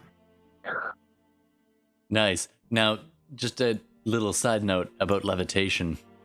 You can't go side to side with those boots, but you can go up. So you have to kick off the wall and then hopefully drift. Oh. I thought it said 20 feet in any direction. I think you're probably right. The levitation spell is how you're describing it, Todd, but I think the boots are different. Oh, yeah, that's what I was thinking. Never mind. All right, so you got a basic fly spell. That's cool. And I'm sure, the dragons. Yeah, the dragons, and also Isolde, who can, not be restricted from terrain, I guess, can, I think people can ferry across and tie a rope or... Absolutely. All right. Yeah, and I didn't willpower mention check? it. I didn't mention it earlier, because I didn't take any damage, so I didn't think it was worth, mentioning at that moment. But my armor, my leather, is cold resistant. Oh, nice. Nice. So I'm just going to take a quick picture of the roll that I just did on Graham's behalf. And I was like, fine, you Nice. can have advantage. I don't know if this will show on the camera. 20. 20 Two 20s, So wow. Very good. Both of them. Nice. So, Timely, I know you couldn't be here today, but your NPC just saw through time. Actually, it was the Icker. And Graham's like, yeah, we can go that way. We can also go this way. And points at the brick wall, the stone wall next to the beholder corpse. And is like, Nice. look. And you see the blood and ichor kind of seeping away through this little tiny crack in the floor. There is a secret door there, if anybody wants to go due east as well. So your options are north, southwest, or east. You may vote as a party. I vote east. I vote for secret door every time. Yeah, secret You door. have to check out secret doors. Yeah, there you go. Speaking of rolls, I decided to make a willpower roll when everyone was being sort of ferried across on the back of dragons to see whether or not I say to the dragons, I suppose this makes you a fairy dragon. And they throw me in the water. That's canon, except they were busy being kind and ferrying you. The black dragon was, Yeah, of course. Yeah. across, because they didn't actually get to the south. So in doing so, it then moves its head, and you have to swim the rest of the way. It's funny. I like Can it. I check out that secret door, like investigate or something, see if there's any Sure. traps or Yeah. weird going on? Roll for investigation as Balin kind of steps up and over. 11. It Although looks- it's stonework related, so I think it I is get a stone, bonus. so you would have advantage. Yeah, okay. And Graham saw Yes, it so well. see that He stone knows coming. exactly how to open this thing. I got a 20 with advantage. Nice. It is trapped. It looks like there's some kind of trap there where if you pull it open without pressing, like there's the stone to open it, which Graham points out, but if you don't press another stone at the exact same time, it'll trigger some kind of trap. You can easily bypass that now as the door, and I gotta figure out how to frickin' do this, as the door disappears. And you can now see a chamber. The dragon is just above you there, kind of looking down, dangling into the chamber. So, who wants to go into room number 12? Just gotta get food out of the oven real quick. Absolutely. So, you've done your part. You looked at the door and you motioned to someone else to take the lead. Who wants to go in first? Why the hell not? Yeah. Easthold is totally down for it. And you know what? Whoever's Because closest. Graham was the one who found it, so Isolde and Graham are going in. So you are going to be helming this. I'm going to ask you, because you know there were traps, you know enough to keep your eyes open as you enter into this Sure. chamber. I'm going to get you to do a perception or investigation check or some other check. How do you want to... Actually, let me ask you. How do you want to approach this dangerous looking room that opens 10 feet wide? It opens into a wider chamber inside, about 15 by 20. And then there's another kind of tunnel continuing, although it becomes less, it becomes more rough hewn as it goes further along. Feel as a blood hunter, she's very honed in on like landscape and survival. Okay. So I feel like there's a case here for a survival. Absolutely. So you can go ahead and roll She'd like to- survival. she'd like to survive. Yeah. You're looking for tracks of anyone who's been here before, that sort of thing. Yeah. Safer passages and so on. Go ahead and roll your check. And now Now- somebody else is going to have to roll on Graham's behalf. Would I? Okay, I was gonna say, would I get advantage? Sure. Yeah, You know it's what? probably Let's keep easier it way to do simple it. Yeah. and say Graham is helping you. Okay. You have advantage. While they're doing that, I think I want to speak with Eli. I think Eli showed Well, and like hold- understanding. Yeah, go ahead. Yeah, I'm just filling space. Sorry. Actually, before we say I'm doing it as a result of him, with my Hunter's Bane, I get advantage automatically to track Fey Fiend's undead. Nice. Would that This qualify doesn't- here? Unfortunately, Okay. unless the trap is in, or traps or whatever's in this Okay. room is related to undead, but you kind of Right. sniff the air and you're just like, you do get a strong sense of undeath in the vicinity, but that could be anywhere within like 1,000 feet. Right. But it does Yeah. feel, as you step carefully into this room, you feel like you are approaching a sense of undeath, which is much stronger in this direction. But it doesn't seem to affect this exact room that you're about to go into. You don't get a hint here. Okay. So you just Sounds have good. regular I got a advantage. 16. 16. All right. That is going to be enough as you point out the handful of tiny glyphs. You were looking for footprints, and then you're like, wait a minute. You get down and you take a closer look, and in the dust, you can see the layer of dust is kind of hiding these tiny little glyphs in the floor. And there's a handful of them. There's like one here, there's another one here, another one here, another one here. And you can kind of, now that you know what to look for, they kind of stand out to you in this rough pattern moving forward across the room, all the way across. You can now easily avoid those spots. Well done. I will point them out to everybody else, like, your step. Sure, so you kind of hop Okay. back and forth, and Graham helps point stuff out, and everybody who wants to enter room number 12, that's what I'm going to call it for the listeners at home. This is room 12. So as you enter, it is a 15 by 20 foot room, mostly rectangular, but there's a large 10-foot hallway kind of crossing the bottom like a T. And so it does continue and then immediately turn north after about 30 feet. And it is a totally rough-hewn tunnel that looks like it's been rubbed. It's been passed through so many times. It's like rubbed smooth in places in a circular pattern going north.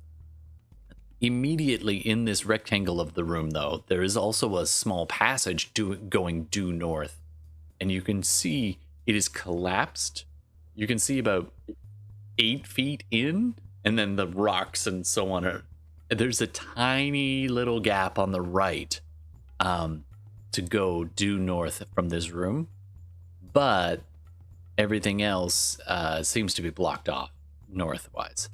So you can keep going past this room and then turn north along the circular tunnel, which has been rubbed smooth by passage, or you can go and investigate the cave-in, or go back the way you came. I'm assuming most people are probably going to follow. The dragons are going to stay behind for now. Yeah, Sure. I mean, I think like Rook will go ahead a little bit ahead of Talithar, and just is also using perception to kind of check out traps and to see what's going on.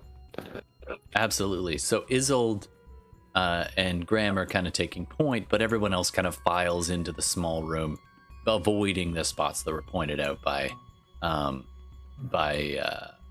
the various people at the front end. All right, so pretty much everybody files through safely, and I'm just kind of randomly picking based on room position. Are you going to try to bring the dragons in here? It's going to be real tight with this many people in here. No, they can just watch outside. Yeah, they can If wait you- outside.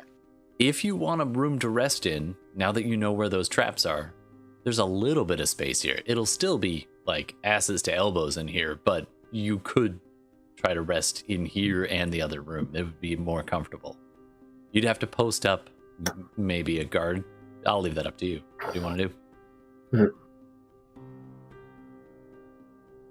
Short rest Is there anything? or press on?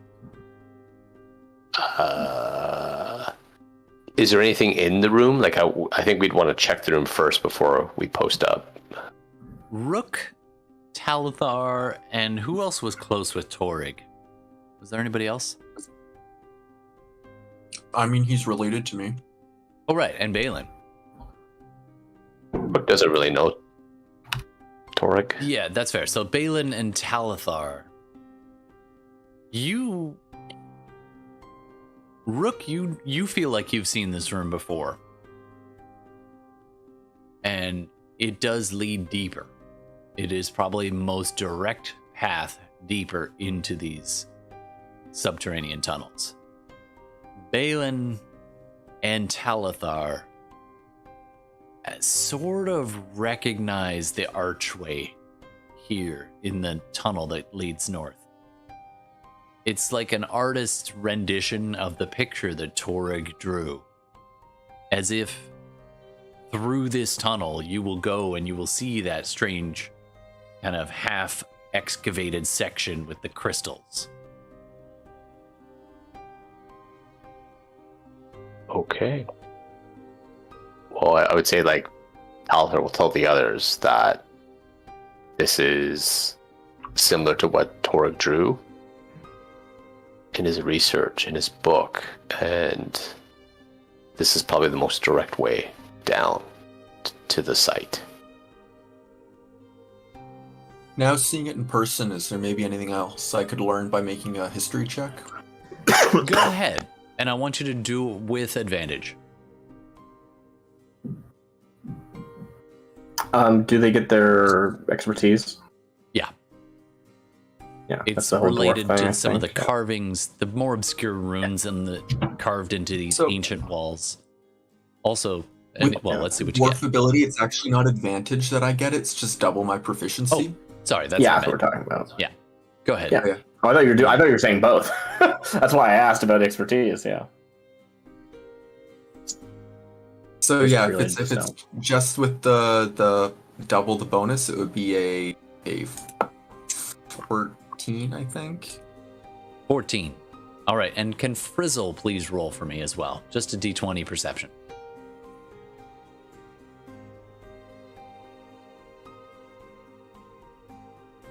Interesting.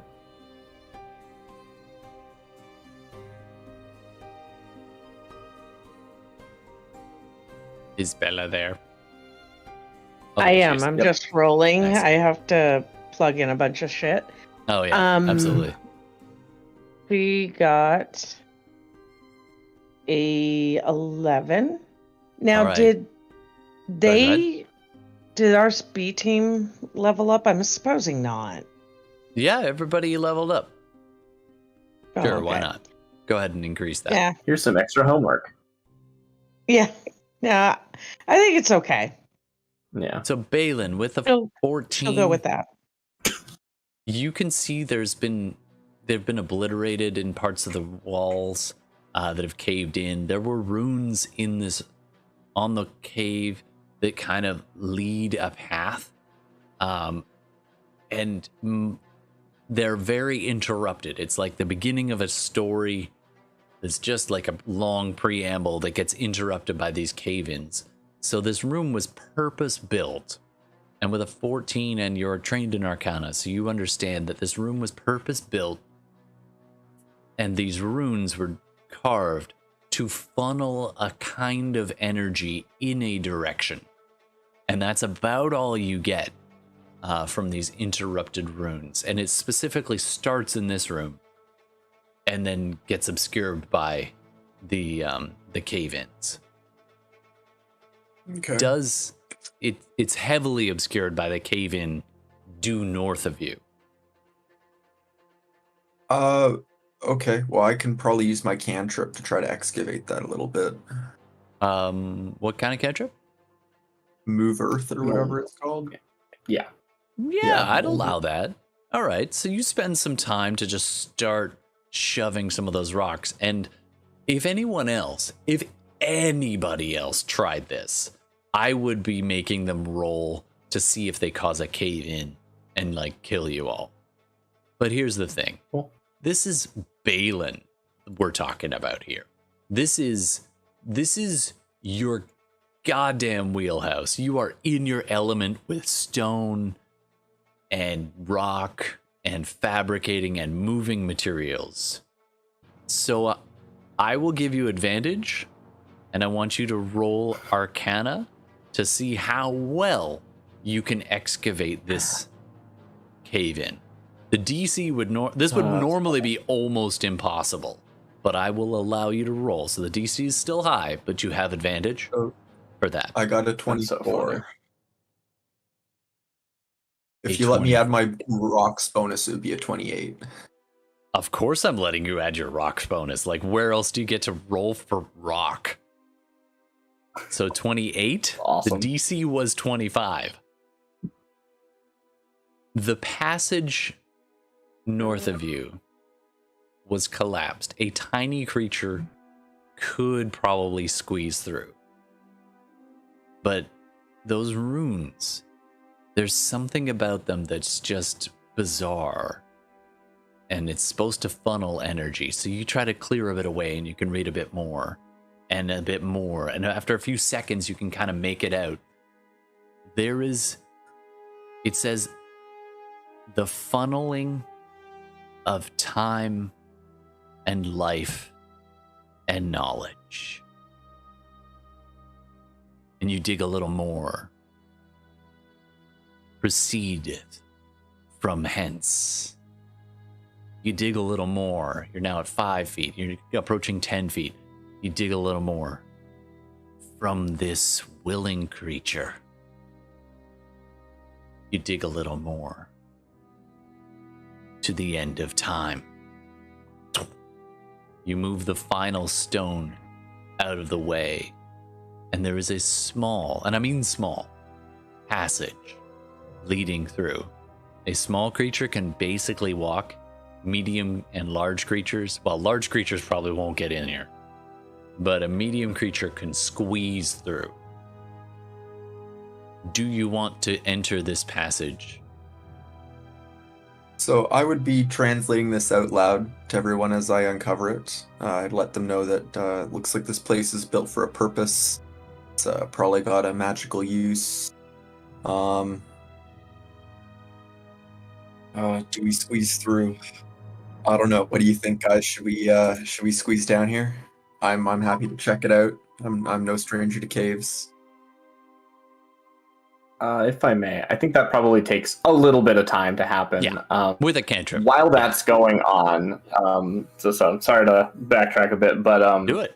Yeah, I'm curious what the others are doing while you're... As we're like moving into this chamber, it looks like people are like, all right, let's hunker down here a bit. Let's, we see like Talthar trying to like figure out how this like chain thing works, right? Like I think you said you were going to try to attune. Yeah, I was going to try to attune. So Shu looks, and I think they probably mostly look at Eli, saying, if we're going to be staying here for a while, Eli, or I guess anyone, if do we think that that's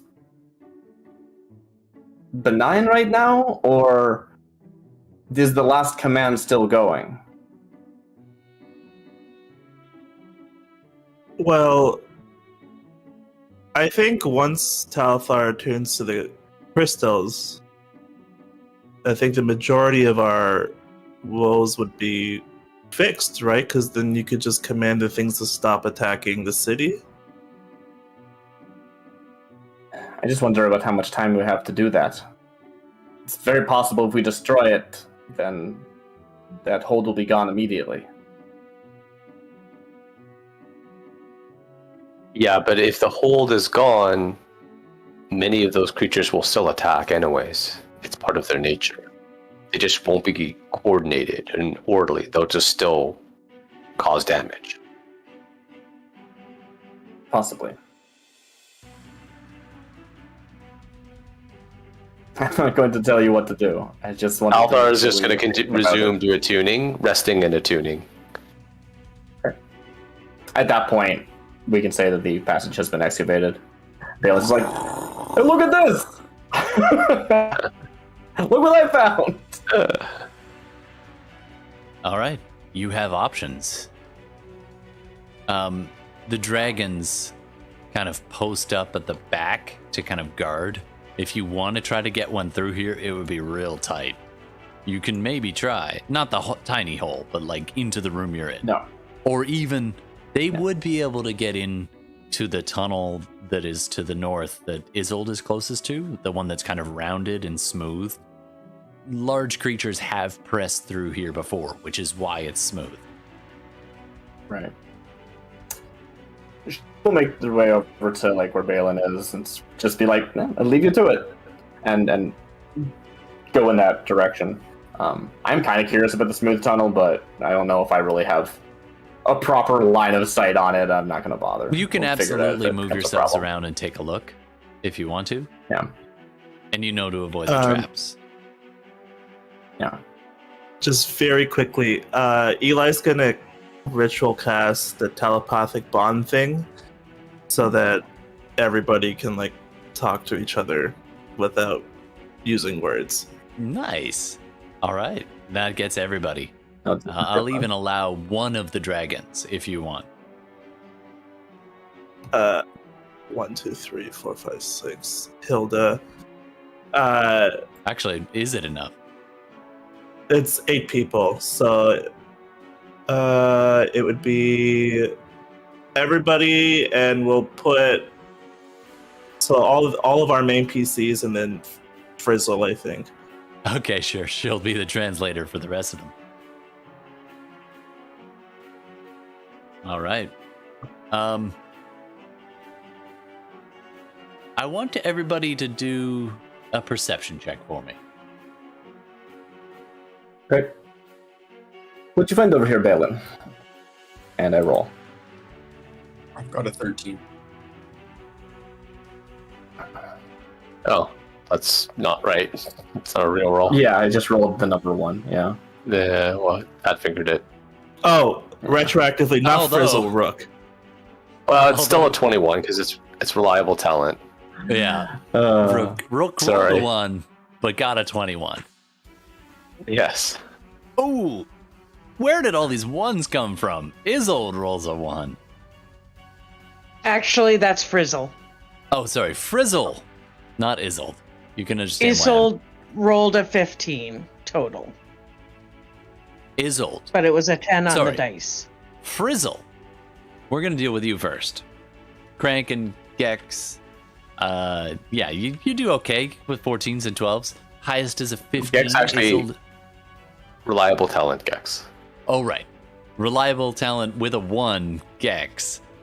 Still manages to... You minimum keep- 10 Okay. So, plus. we'll keep that in mind. Isolde is the closest to the north smooth tunnel and is keeping a very close watch on that corridor, making sure nothing's coming while you guys are resting. So that was pretty good. I'm glad she got a 15. Balin and what did Shu get again? So she rolled an 8, but we'll have 11 because this is favored terrain. Right. So that would be a 19. Yeah. 19. Okay, so Balin, Shu do pretty good. Isolde, you know the tunnel is clear. Rook, you notice something which we'll come back to in just a moment. And Frizzle, as soon as Balin excavates this tunnel, Frizzle looks down and is just like, gold! Gold, guys! There's a gold statue in there. There's treasure. This is a treasure room.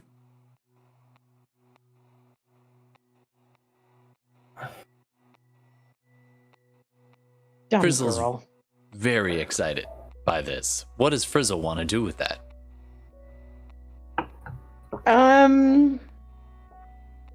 I feel like she would go probably toward it, the dumbass. She crawls hands and knees through the small Hold your area gold lust. Come now. and May all Shu be tries to buyers, stop, but unfortunately, yeah, it's I mean, a because tunnel, it's I just actually gonna know be them, crawling. right? Like we all came from the same Yeah. pod of NPCs, so I've never really acted like these are my friends, but they probably are. If Rook saw something and it's negative, he'd probably say stop. Trap. Balin begins to follow, and then Rook looks in and is like, whoa, whoa, whoa. Hold Whoa, up. it's a trap. As Frizzle gets right in there, and no traps trigger. As Frizzle crawls out, stands up, and it's one of those things. She crawled right to the entrance, and like through the entrance, right up to the base of this, and it's like, gold. Look at this thing. This thing must be worth a... Looks up, and Rook's like, wait. And she's now about 4 feet away, looking up, and this massive lion statue is looking down at her. And the head then... Oh, my headphones are all weird right now. Sorry, hold on. The head of the statue shifts and looks down at her, and Isildur's just face to face with this massive being. It is a humanoidish head, but also sort of the mane of a lion. 2 very human type hands, arms, and upper body, but other sections of the body being very cat-like, and these massive wings off of the back.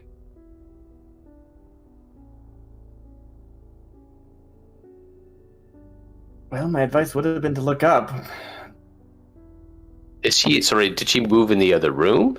And she's crawled through to the other room and is just about halfway out of the little tunnel, and has come face to face with a massive creature that is statue-like, and then looks down. What do you see?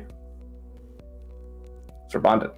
I don't have to say that. That is a good question. What, like, I guess... He was the one that was included. Yeah. It's true. You can talk freely in your mind. Well, Frizzle should be talking to us. I asked what she sees. I'll tell them that I see this creature, and I will probably shit my pants at that moment. Lower jaw trembling. There's a distinct smell of sulfur from your fire genasi friend. And Frizzle is face to face with a massive sphinx. Yeah. All right. Don't panic. Speak calmly. They will talk to you.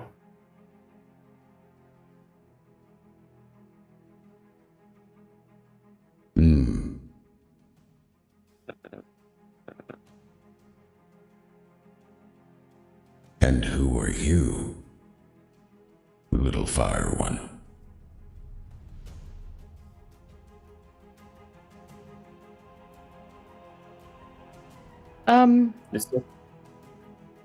Go ahead. I'm Frizzle. Hello. And you are?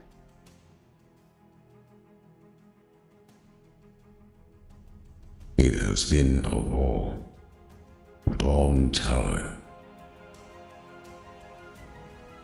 I was called Arethax.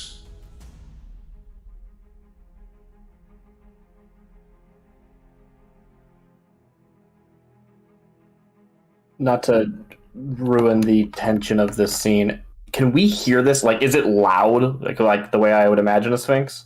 It is. It definitely carries. It rumbles through the room, yeah.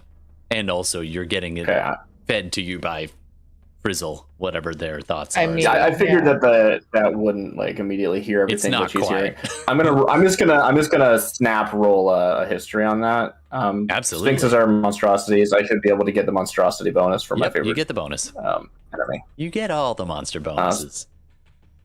Yes, I think that just gives me advantage. I don't think the terrain is relevant to this check because I don't associate Sphinxes with the advantage would work. Yeah. In fact, distinctly, my mouse double clicked, but the first roll was an 18. So first thing you do notice is this is not part of your terrain because Sphinx are not usually part of this terrain. In fact, most noteworthy, it is weird that this thing is down here. Right, but with an they do count as monstrosities, right? Am I correct about that? Yep. Yeah, it's 18 before any bonuses as well. That's on the die, so I should have a plus 7. Yeah. All right, 25. That's good. That's one of those threshold numbers. Yeah. There was a book on Sphinx and legends and tales about Sphinx where it named many of them, and they're not that common a creature. So if they're named in history, like there's a pretty good accounting for many of them. Not all, but most. Arethax was that's what I'm one of the banking on. known named Sphinx. This creature was fair at all costs, as all Sphinx are, even to the point of punishment.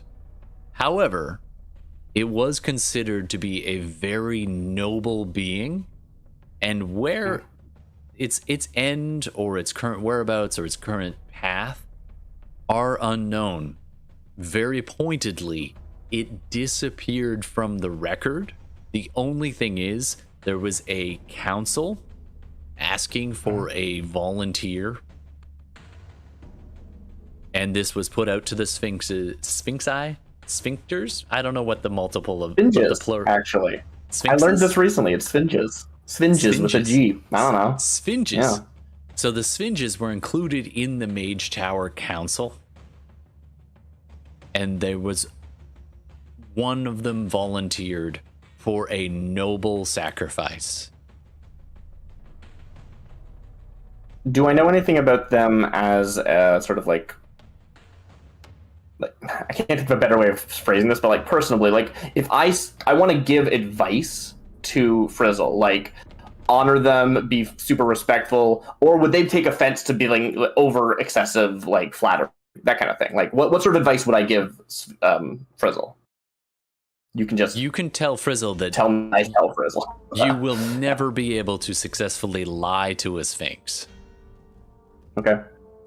And if you want, the fastest way to offend a Sphinx is to try to lie to it or trick it, or be unlawful in your behavior within their sight. But they are noteworthy. So nothing specific about this Sphinx, just in general. Sorry, I'm talking over you. It's okay. They're known to be very letter of the law to an extreme, and that law can be extremely unmerciful. Okay. So I want to say something along the lines of like, be as respectful as you can, but do not to the point of lying to them. Do not act overly honored. Act exactly as honored as you feel.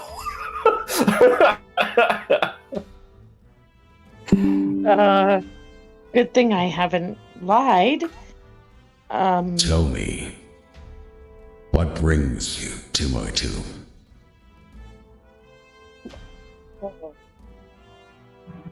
We were basically here because we were after a beholder.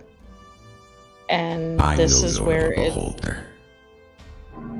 Huh? What? I did not know about a beholder.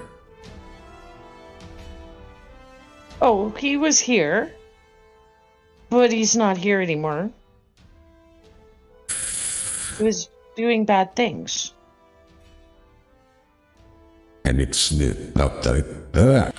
Voice changer's stuck on. And it sniffs the air and your clothes, which are covered in the beholder blood and ichor, even though you've been spending time cleaning them a little bit. And then it kind of...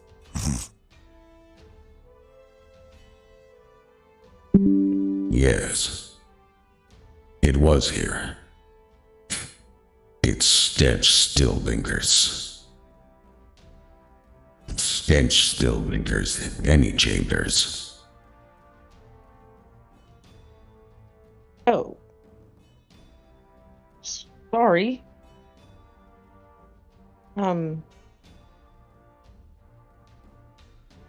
We weren't bothering anybody. We just wanted to, because it was destroying above.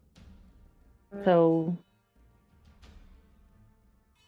you know, right? Tell me, You know. I do not get news of the world in this chamber. Does the world still stand? Are there still the arcane ones? Do they keep to their promises? Oh, that's a lot of questions. Let me do my best here. Last time I looked, it was sort of still standing. I can't be sure right now. And I guess the arcane people I know do. I mean, Elias does, and I think Shu does, and they keep their word, I think. I can't speak for all, though. The big creature takes half a step forward on limbs that probably haven't moved in over a century. There's this almost palpable creak, and then the dust that falls off of the forepaws, and it just takes a small step forward and kind of extends its neck to kind of look in the hole that has been collapsed.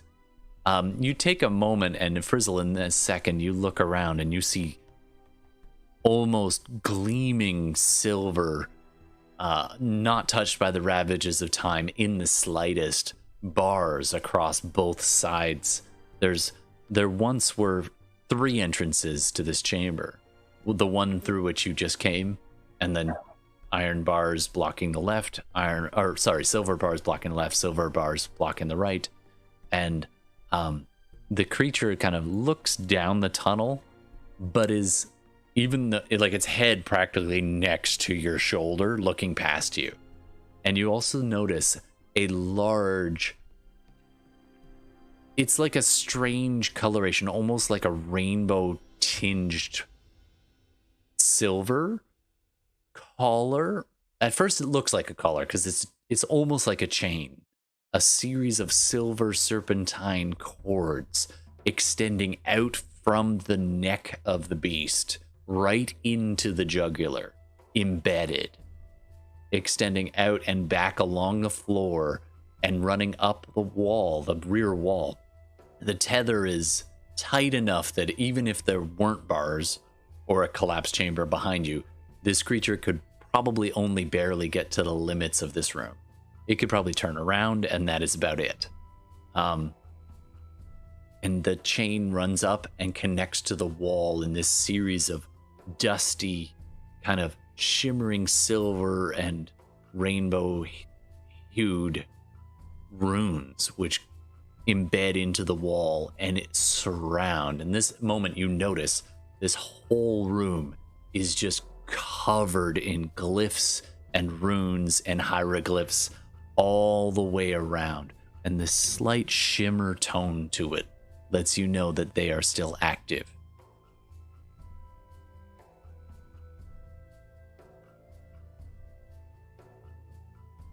Okay. What do I do with this?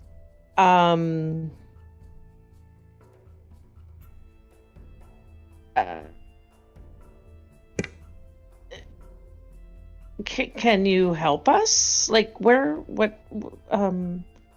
How exactly did you get here? I chose to come here.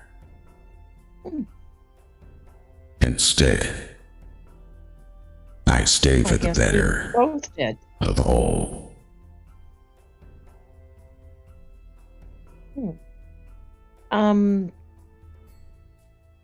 And in my mind, I'm gonna tell everybody what I'm seeing and everything. I don't know if that happens simultaneously as I'm seeing it. And yeah, sure. Balin can just kind of barely make out the look. I'm assuming Balin's kind of peeking in and kind of see some of these runes through the little tunnel and so on. Does anybody else want to do anything, or?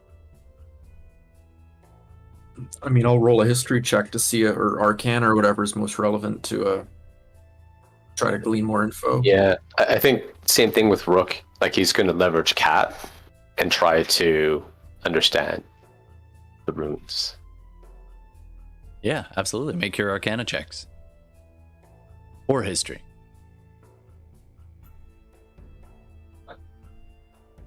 15. 15, you can get the literal meaning of several of the runes that you can see, but it's like reading single words in a novel. It's not going to carry all that much meaning unless you can put the pieces together.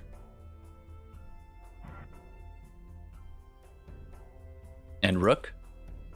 1 second. I am going to take the 10 and Arcana, and I'm going to do Knowledge of a Past Life.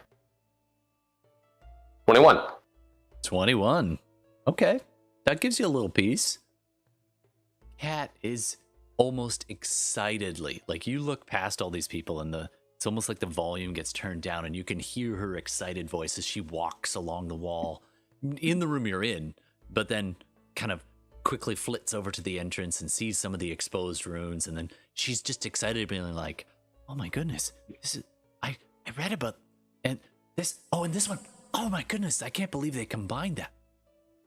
I've never seen magic like this before. This is some weird stuff. Okay, sorry. Okay, this one is a protection rune. This one is I would say is the rune for cage? Okay, that one is a life transference. That one is a sustainment. This one is a weird one. This is a druidic rune for growth. Like specifically with rock. Oh, this I'm going is to relay that to everyone else. I'm going to read whatever she's saying and relaying it telepathically. Yeah, all right, mentally. Actually, in this moment, you're all like, what? Because your minds are linked. And in that moment, as Cat becomes so vocal and real, anyone left in that room can now see the ghostly appearance as Rook begins to share. And it becomes not just sharing what she says, but the whole experience of seeing this ethereal wizard of a ghost that haunts Rook as she is excitedly pointing out the runes and like she's out of the habit of interacting with anyone except for Rook. So she literally walks through Shu. And it's a weird experience because now Shu knows that, yeah. and then she's surprised when he reacts and it's like, oh, sorry? Okay. This one is the rune for blood magic.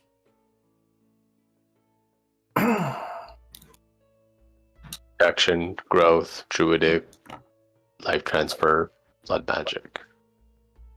At that, Isolde would perk up. Yeah.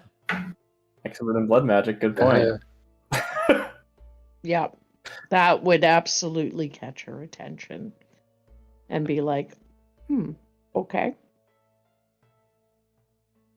Oh, Balin, since she pointed out, now the cat's there, and she pointed out the specific rune for For the growing druidics, rocks. with rocks. She's like, no, that doesn't just say stone, like earth.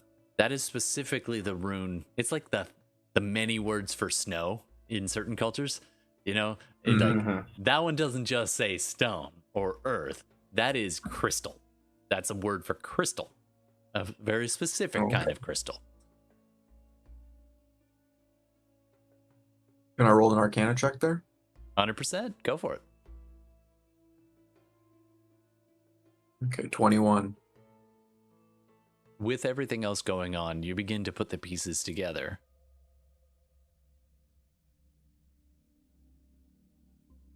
Well, why don't you guys? Although if I get my rocks theory bonus, about it will this? be 25.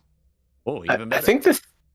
I think like the theory is, and guys can correct me like with our roles, but I think the theory is that this is a way to just cast a spell using the Sphinx. He's here. He must be part of it. And with growing the crystal, it's a means to keep the Dark Oracle in the crystal, I guess.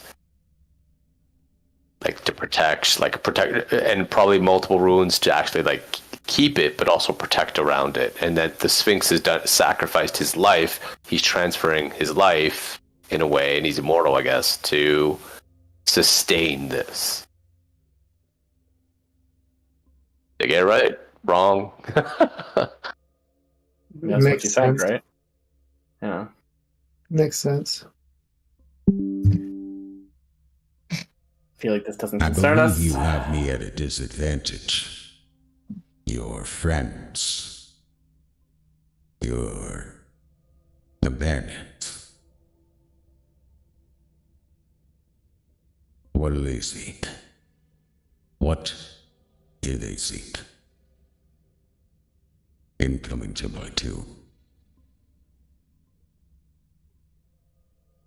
Really come here on purpose. Are you asking me that? What is it you seek? Firewall.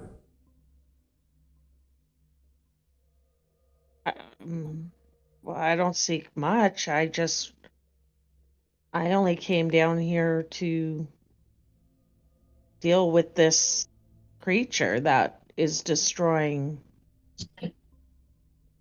the city. That's all. Be honest with them. I technically And that's was. why. Oh, no. Am I not? Just be clear that you did come in there attracted by the riches. You can promise not to take anything, but be clear that that is why you entered that room. Oh, in here? Okay, yeah. No, I liked the shiny. It was pretty.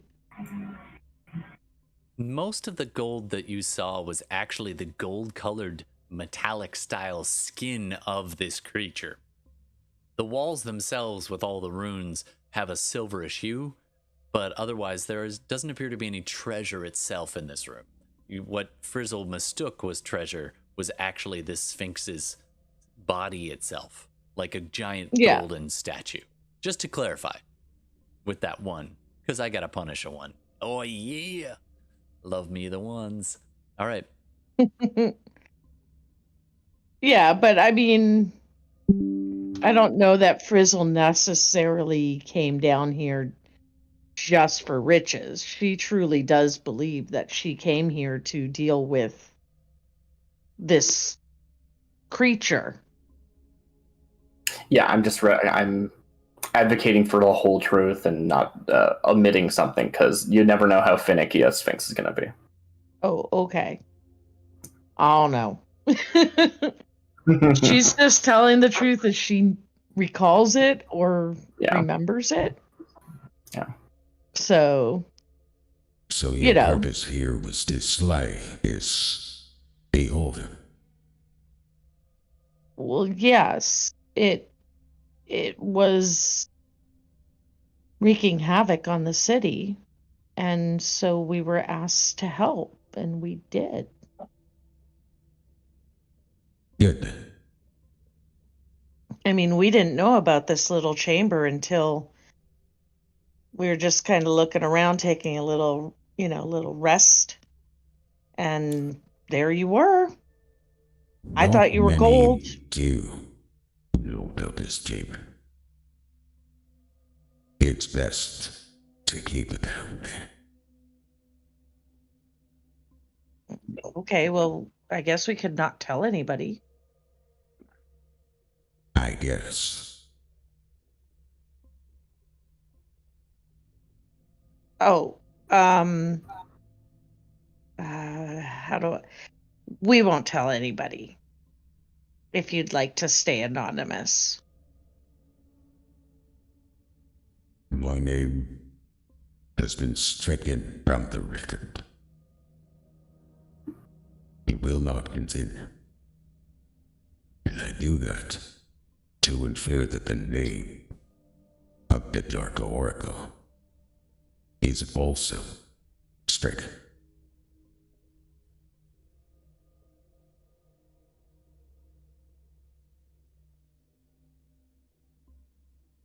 The Sphinx is just I staring will at you let with them these all know. unblinking eyes. Oh. I'm just here as help. You might want to maybe talk to kind of one of the people who's sort of leading this thing. You smell of truth. I like that. Before you bring in any others, let me ask you a question. Tell me true. Do you seek to wake the Dark Oracle? The truth? I don't know. Roll a Honestly, wisdom saving throw. I actually don't know. That's a really good answer. Like, I I don't think Frizzle was part of that conversation at all. don't think we have any idea what the Dark Oracle She is. heard it, part of it with the wizard just in the other room. Yeah. Okay, did she? I wasn't sure, but It wasn't a quiet conversation per se. okay.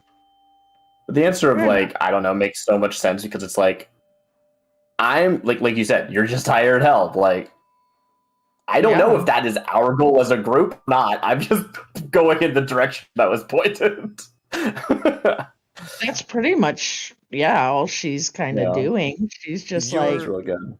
Your kind of uncertainty and you I don't know, and a sweat begins to pour down your back as this there's nothing visibly changed about this per se, but there's a very slight shift in its body, very subtle, where it begins to look at Frizzle, and there's this very light vibration in the air as it just stares into Frizzle's soul. cool. I don't think she would try to stop it or change it. She'd just be like, cool, okay. By the Are way, you I got a leaving, 20. Little fighter. Now the Are Lord we who? Beholder is gone. Are you leaving? Leaving. Leaving. I don't. No. I Now that thought you've killed the beholder. Yeah. I don't think so because there was this wizard guy with a little thing in his head that the beholder was basically controlling, and he disappeared, and so we're just taking a little rest up here, and then we're going to go look for him. So if he's left, then I suppose we'll leave and go after him, but I beyond that, I haven't, I don't know. I just do what I'm told to do. The Sphinx gives a long inhale, sniffing at the air, and it literally like pulls your hair. It's such a big creature as it inhales, and it then lets out this long sigh.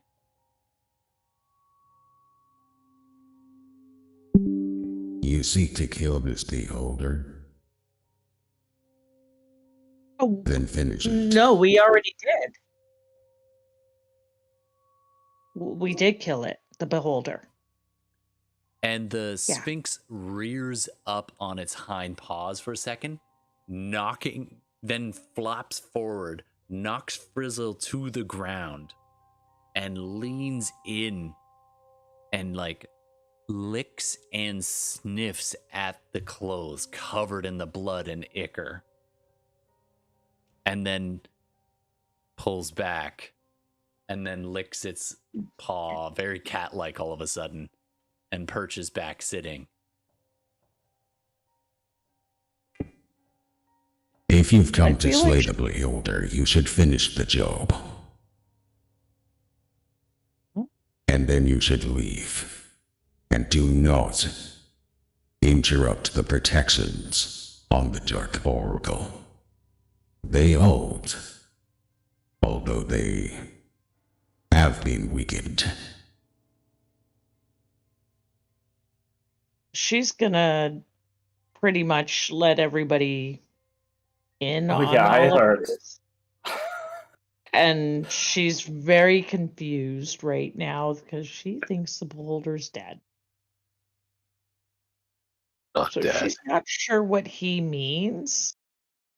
By do the I mean, job. Shu will sprint to like where the corpse was and see if there's anything still there. Yeah, it's sitting there on the ground, just totally, just like a overripe orange that fell from the 4th floor. Just One of the things Rook would have done, I didn't write it out, is he would have actually reaction tried to get a soul of the departed, Oh yeah. a token. Of Would which? that have happened? With the beholder. Yeah, as a reaction. Like, sorry, it's something he would have done. It's just Yeah, you Yeah, did reached it out to fail? grab that coin in that moment, and everything else was happening fast. The roper, like, not far behind that moment, and you haven't had this experience where you grasp the coin, and then it turned to dust in your fingers, and it just, as the soul slipped away, not yours, not free to harvest. okay. Um, And then in the community probably hid and was like, I'm confused. So it's Yeah. like, yeah, you were probably sitting there being like, "Oh, you're weird. That was weird." In this moment, does anybody else want to go in and speak to the Sphinx, or are you happy to just let Frizzle have the fun? You definitely can if you want to. It can see Sure. a few, like right now it can see Balin. Anybody else who wants to kind of interact with it can kind of poke her head in the hole and I think still be a Rook good would. 15 feet away. I think Talahar would be tempted, but he's still trying to attune. But I think actually Rook, because he's been down here as well, and there's something going on with him, and he doesn't see the Sphinx as a threat, Sure. he would actually enter. So you begin to crawl in. I think- What would your passive stealth be if you were to do like a passive perception? I'm just curious. Is it 8+ or 10+? Yeah, it's 10 plus. 23. Okay. Okay, so it has now reared up, pinned Frizzle, sniffed her, then sat back, licking its paw, and then stretching. And it kind of smiles down at Frizzle. And it's a very unnerving thing to look at something so timeless. And it looks at her and says, Well, thank you for your visit and the information that the pact still holds. I will keep up my end to keep the protections for as long and as strong as I can. It would be good if those could stop. It's at that moment that Rook has quietly stepped into the corner of the room and just in almost out of habit just sidestepped a little bit to just try to stay out of the immediate line of sight. But as soon as the Sphinx catches a glimpse of Rook out of the corner of the eye, the mood entirely shifts as Rook stepped in. And yeah, Gex is leaning in, and Frizzle's just picking herself up, and the thing takes one look at Rook, and just No. You You will not take the protections away. You are I have no not intention to. I came here seeking knowledge. Why does the beholder and its minions, why does it want me? What does it have to do with this? If you want us to help you, let us know, and then we can help you. The hackles of this thing go up. It appears to be preparing to do battle, but it is just on that bleeding edge before the first swipe as it begins to stalk across the room, still tethered to the one side of the wall. And you're kind of, both of you instinctively backing up, and you're asking this thing. It pauses and looks at you, and then looks over at Kat, who has also absentmindedly entered the room with you, reading the runes on the wall. And then its eyes flick to Frizzle, and then back to Rook. Little fire one. You I have no problem with. You may leave. This one has taken and broken that which it cannot understand, and must pay the price.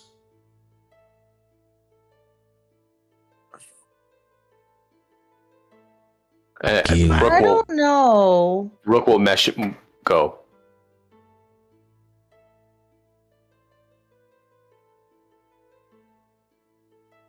I don't know about that. I mean, Go. Go where? Oh, okay. Go back. Okay, bye.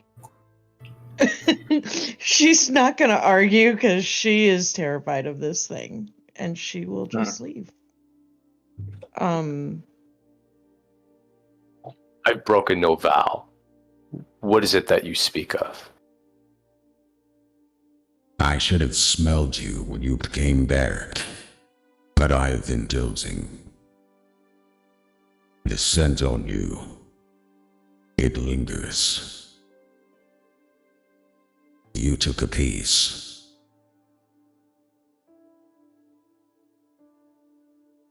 I took a piece. And you I've been broke hurt. it.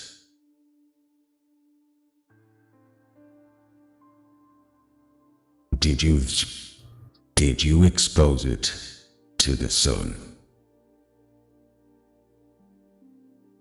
So, like, history check with Rook. He found a piece and brought it up to the surface. Is that what he asked? Yeah, it said, did you expose it to the sun?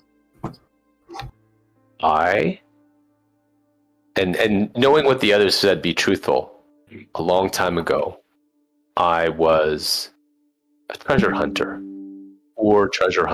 and I found what looked like an artifact, and I did bring it up to the surface, and I've been cursed ever since. Destroyed it, and all around it. Did you not wonder why you lived?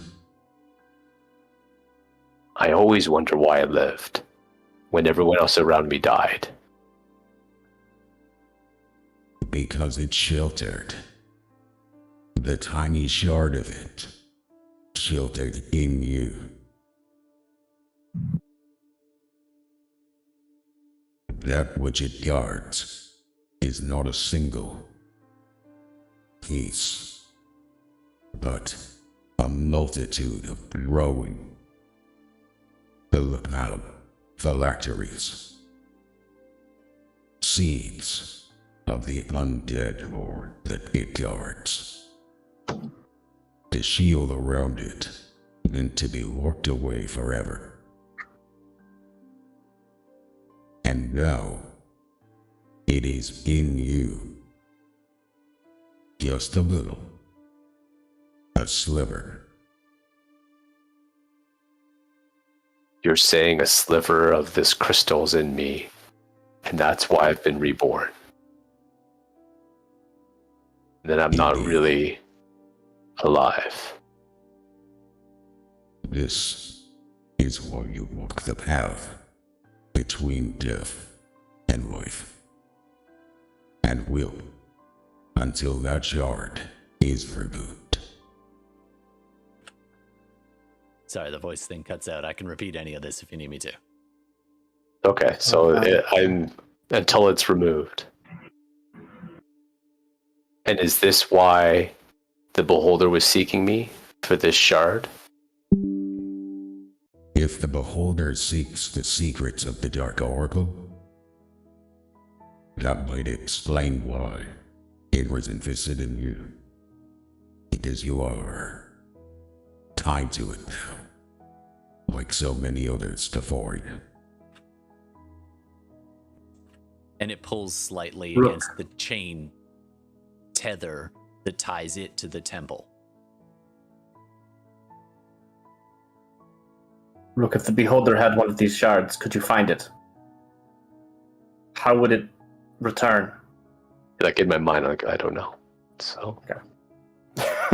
how do I stop this beholder and keep this dark oracle asleep and chain locked away? A question for a question. That is the way. You wish to stop the beholder. You wish to keep the Dark Oracle locked away. Those are not always the same thing.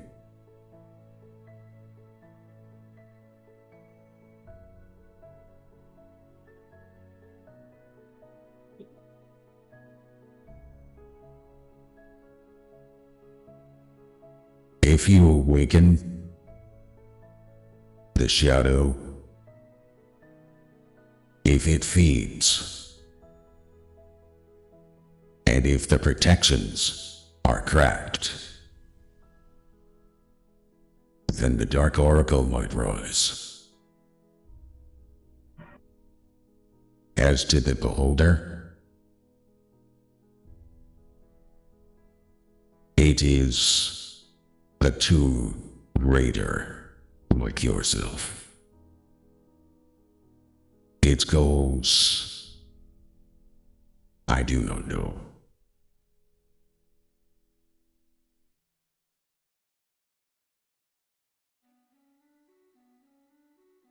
From what we know of how it's acting, and it's attacking Tasvrell above, and now with this wizard Calron, they intend to wake the Dark Oracle.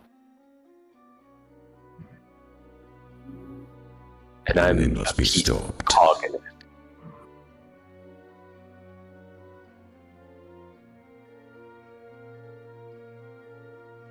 I may never leave this chamber, but I can offer a boon to all who would risk it. If you wish, I may send you from here to the choice. And what is there? Only what you decide. But no, if you go, you must decide. And pay the price. And can you tell us what price this is? That depends on what you choose. Do you wish to go? Or stay and hunt the living beholder? Or possibly, its smell is funny. It's there, but not. There are magics afoot. Its stench inhabits the lower levels, profuse and strong, but mostly dormant. or cannot tell from here. All right, I think like the team's gonna have to confer if we have a choice.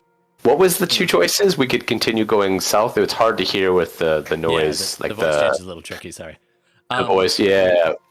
You can go wherever the hell the Sphinx is offering to send you to what it's called the choice, or you can go in that northern other chamber, which leads deeper into the tunnels, presumably down where you originally delved to the crystals.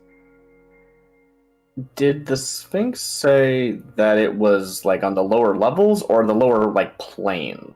I was interpreting that as saying like, oh, they're like hanging out in hell, but like, you know, they're gonna come back. No, they're like around. Literally, it's in the tomb, which extends to at least one level lower. I would love to see a shot of like the Sphinx is like sniffing the air, right? And it cuts to Shu, who's like on their knees in the like viscera of this beholder, and is like very like delicately like smelling the blood and being like even as much as that stench is everywhere in the room, trying to like actually like hone in on like minute details of it. So we just like see that like cross cut between the two of them, where he's like they're like actually trying to see if they can pick anything up with their, you know, monster hunter senses.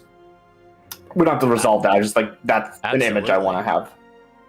Can I also ask? I had like a mechanical question I wanted to throw to Isolde. Yeah. Castigation. Yeah, the is brand that of still castigation. on? Do you feel that in your bones still? That is a go good question away? for the DM. That's a great question. I should, if it is still. Like, You did are it a die and blood come hunter. back? Right. You are a blood hunter. You track beings by the magic of their blood. Yeah. Yes. I need you to do... What kind of check would you do to understand that? It could be... It linked to your spell ability or your magical abilities. Mm-hmm. Would it be intelligence? Would it be feel- wisdom? Wisdom, I believe. Okay. I need you to do a wisdom check with proficiency. And any other bonuses that you might get from that as your blood hunter-ness. You have all kinds of this blood of it around. So it sounds like it like died and its like soul's gone and like found a phylactery like it was a lich, which is funny because I remember specifically when we were like when I first saw it, you were like, it looks super old and it survived for way longer it should. And I'm like, is it a lich? And you're like, no, it's not a lich. Which is really good. Probably isn't, right? It's not. Is now a lich. Yeah. Mm-hmm. Yeah. Well, it's not, right? It's whatever. Let's see what... In this case, would it be survival? Do a check as well. Yeah. And Isil do a check. Oh, cool. Since I like bolt deep into the body. Viscera. Yeah. Can I... Would it be survival? Like, could I use... It would be a because tracking. That is... Yeah, go ahead. It's like tracking. And I would have advantage on that. Oh, I'd have advantage too. But I'm not going to... Why does my mouse keep clicking twice? That's kind of crap. 14. I got 29. I get to add my favorite terrain to this. So... It's 25 otherwise. You... are right. You walk back over to see Shu digging through this corpse. You really focus on the magic that vibrates, the life essence held within the blood. And you look at all of this blood and this gore that this creature has spilled out on the stones. You're standing in a pool of it.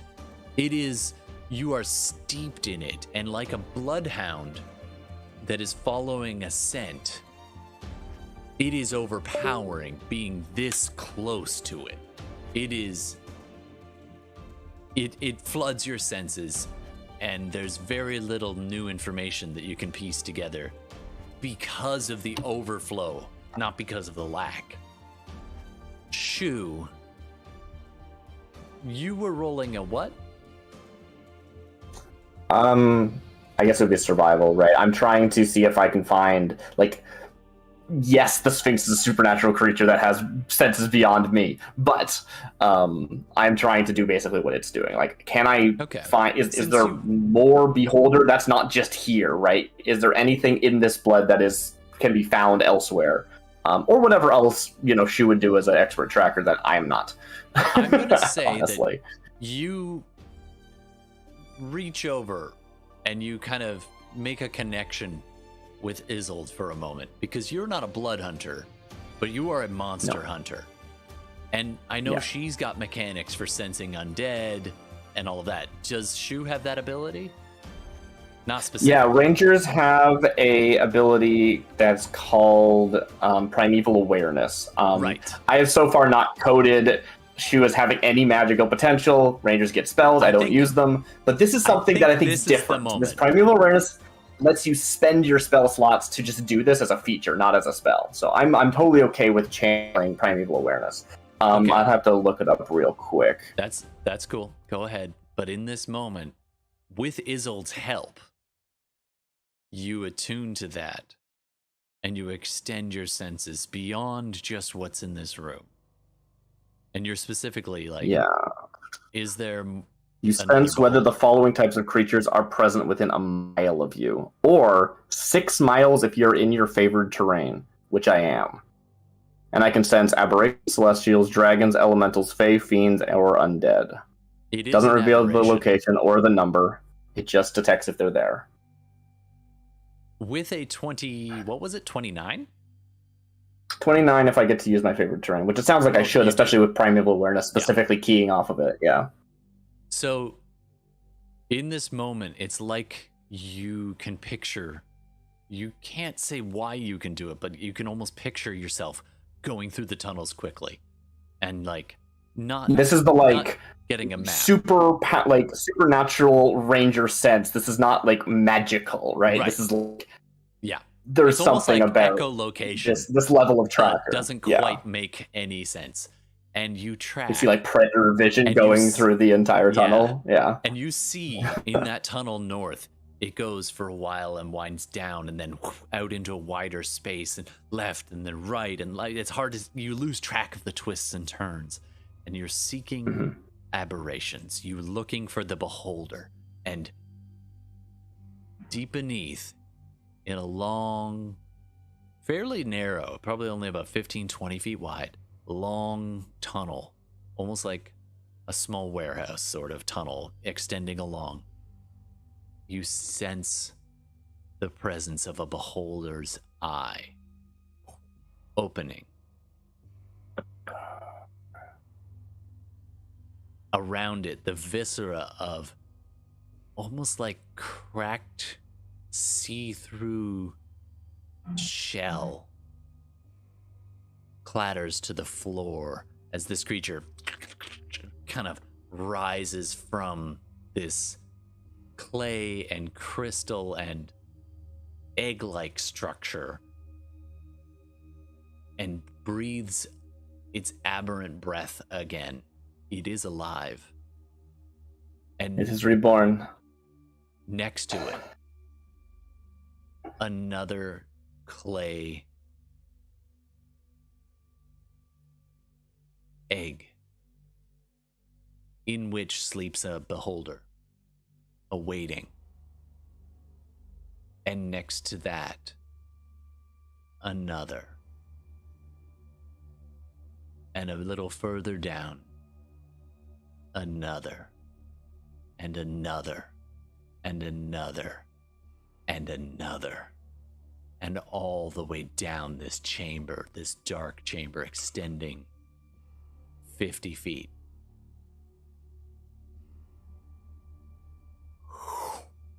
And your vision returns to you. There's no end to them.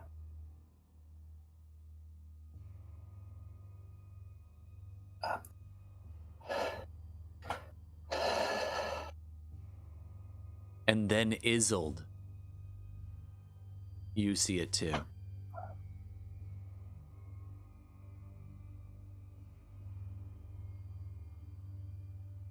Well, crap. I'm gonna tell everybody in my mind Mm-hmm.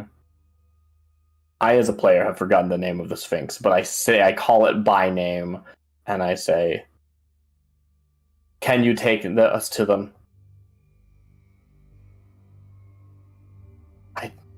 I don't know what we'll do when we get there, but can you take us there? No. I can take you to the choice. Or you can take yourselves to the chambers below. The choice is yours.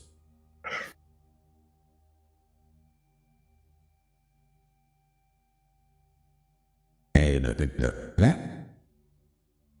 I think I'll need a stretcher. Can you scratch my back? This is the spot I can't get. No, I think that might be a good spot for us to stop for the night. Yeah, I think we great should, spot. yeah. Yeah. All right. Well, damn. All right. That was more of a lore dump than I expected, but you guys found a Sphinx and didn't piss it off immediately. So, hey, Yeah. you get free lore. All right. And you are now level 12. You can choose a boon from this Sphinx if you wish. It can grant those if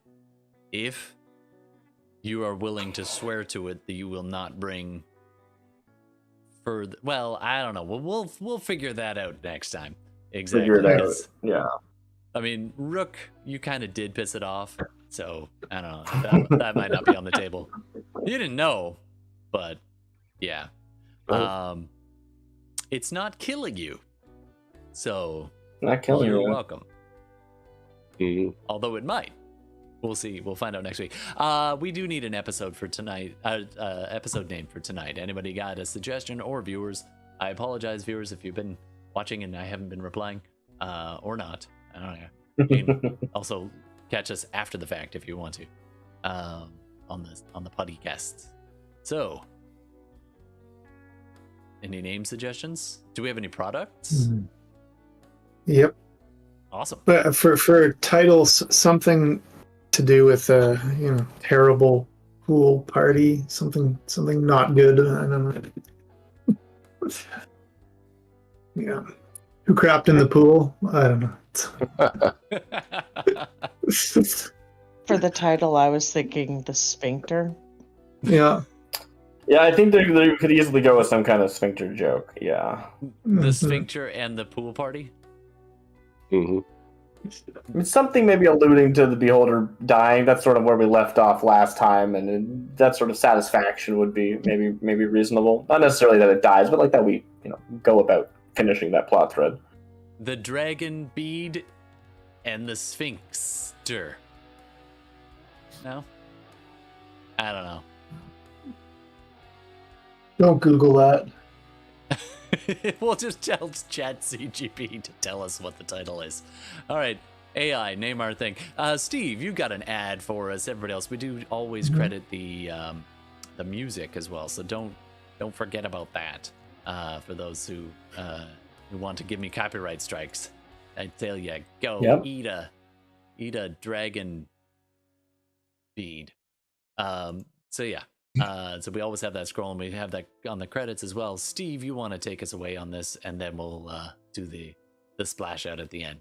Any refinements of the title, but you can also suggest, because I'm not sure if any of those we can think about that. Yeah, we'll workshop. All right. Well, let me. Yeah.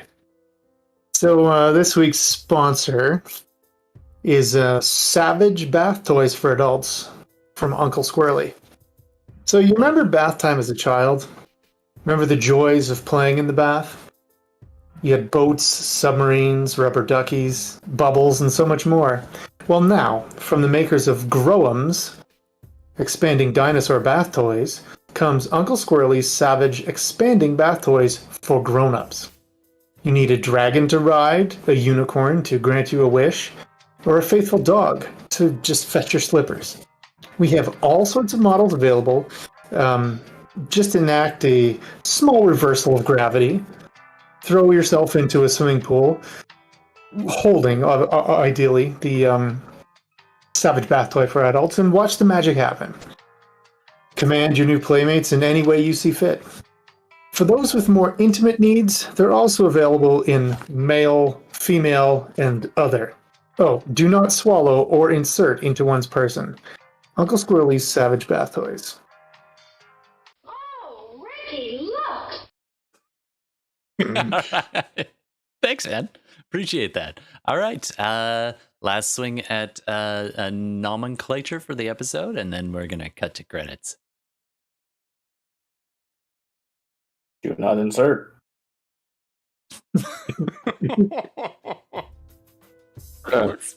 That's pretty funny, actually.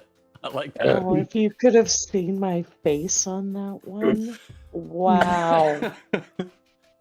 All right. That concludes our epic tale for the evening, and we'll see you next Tuesday. All right. I gotta be honest, I was trying to find a bad dragon joke, but they actually were great. No complaints. Please note banishment may be a side effect. All right. Well, we'll see everybody next week. Cheers. Good night.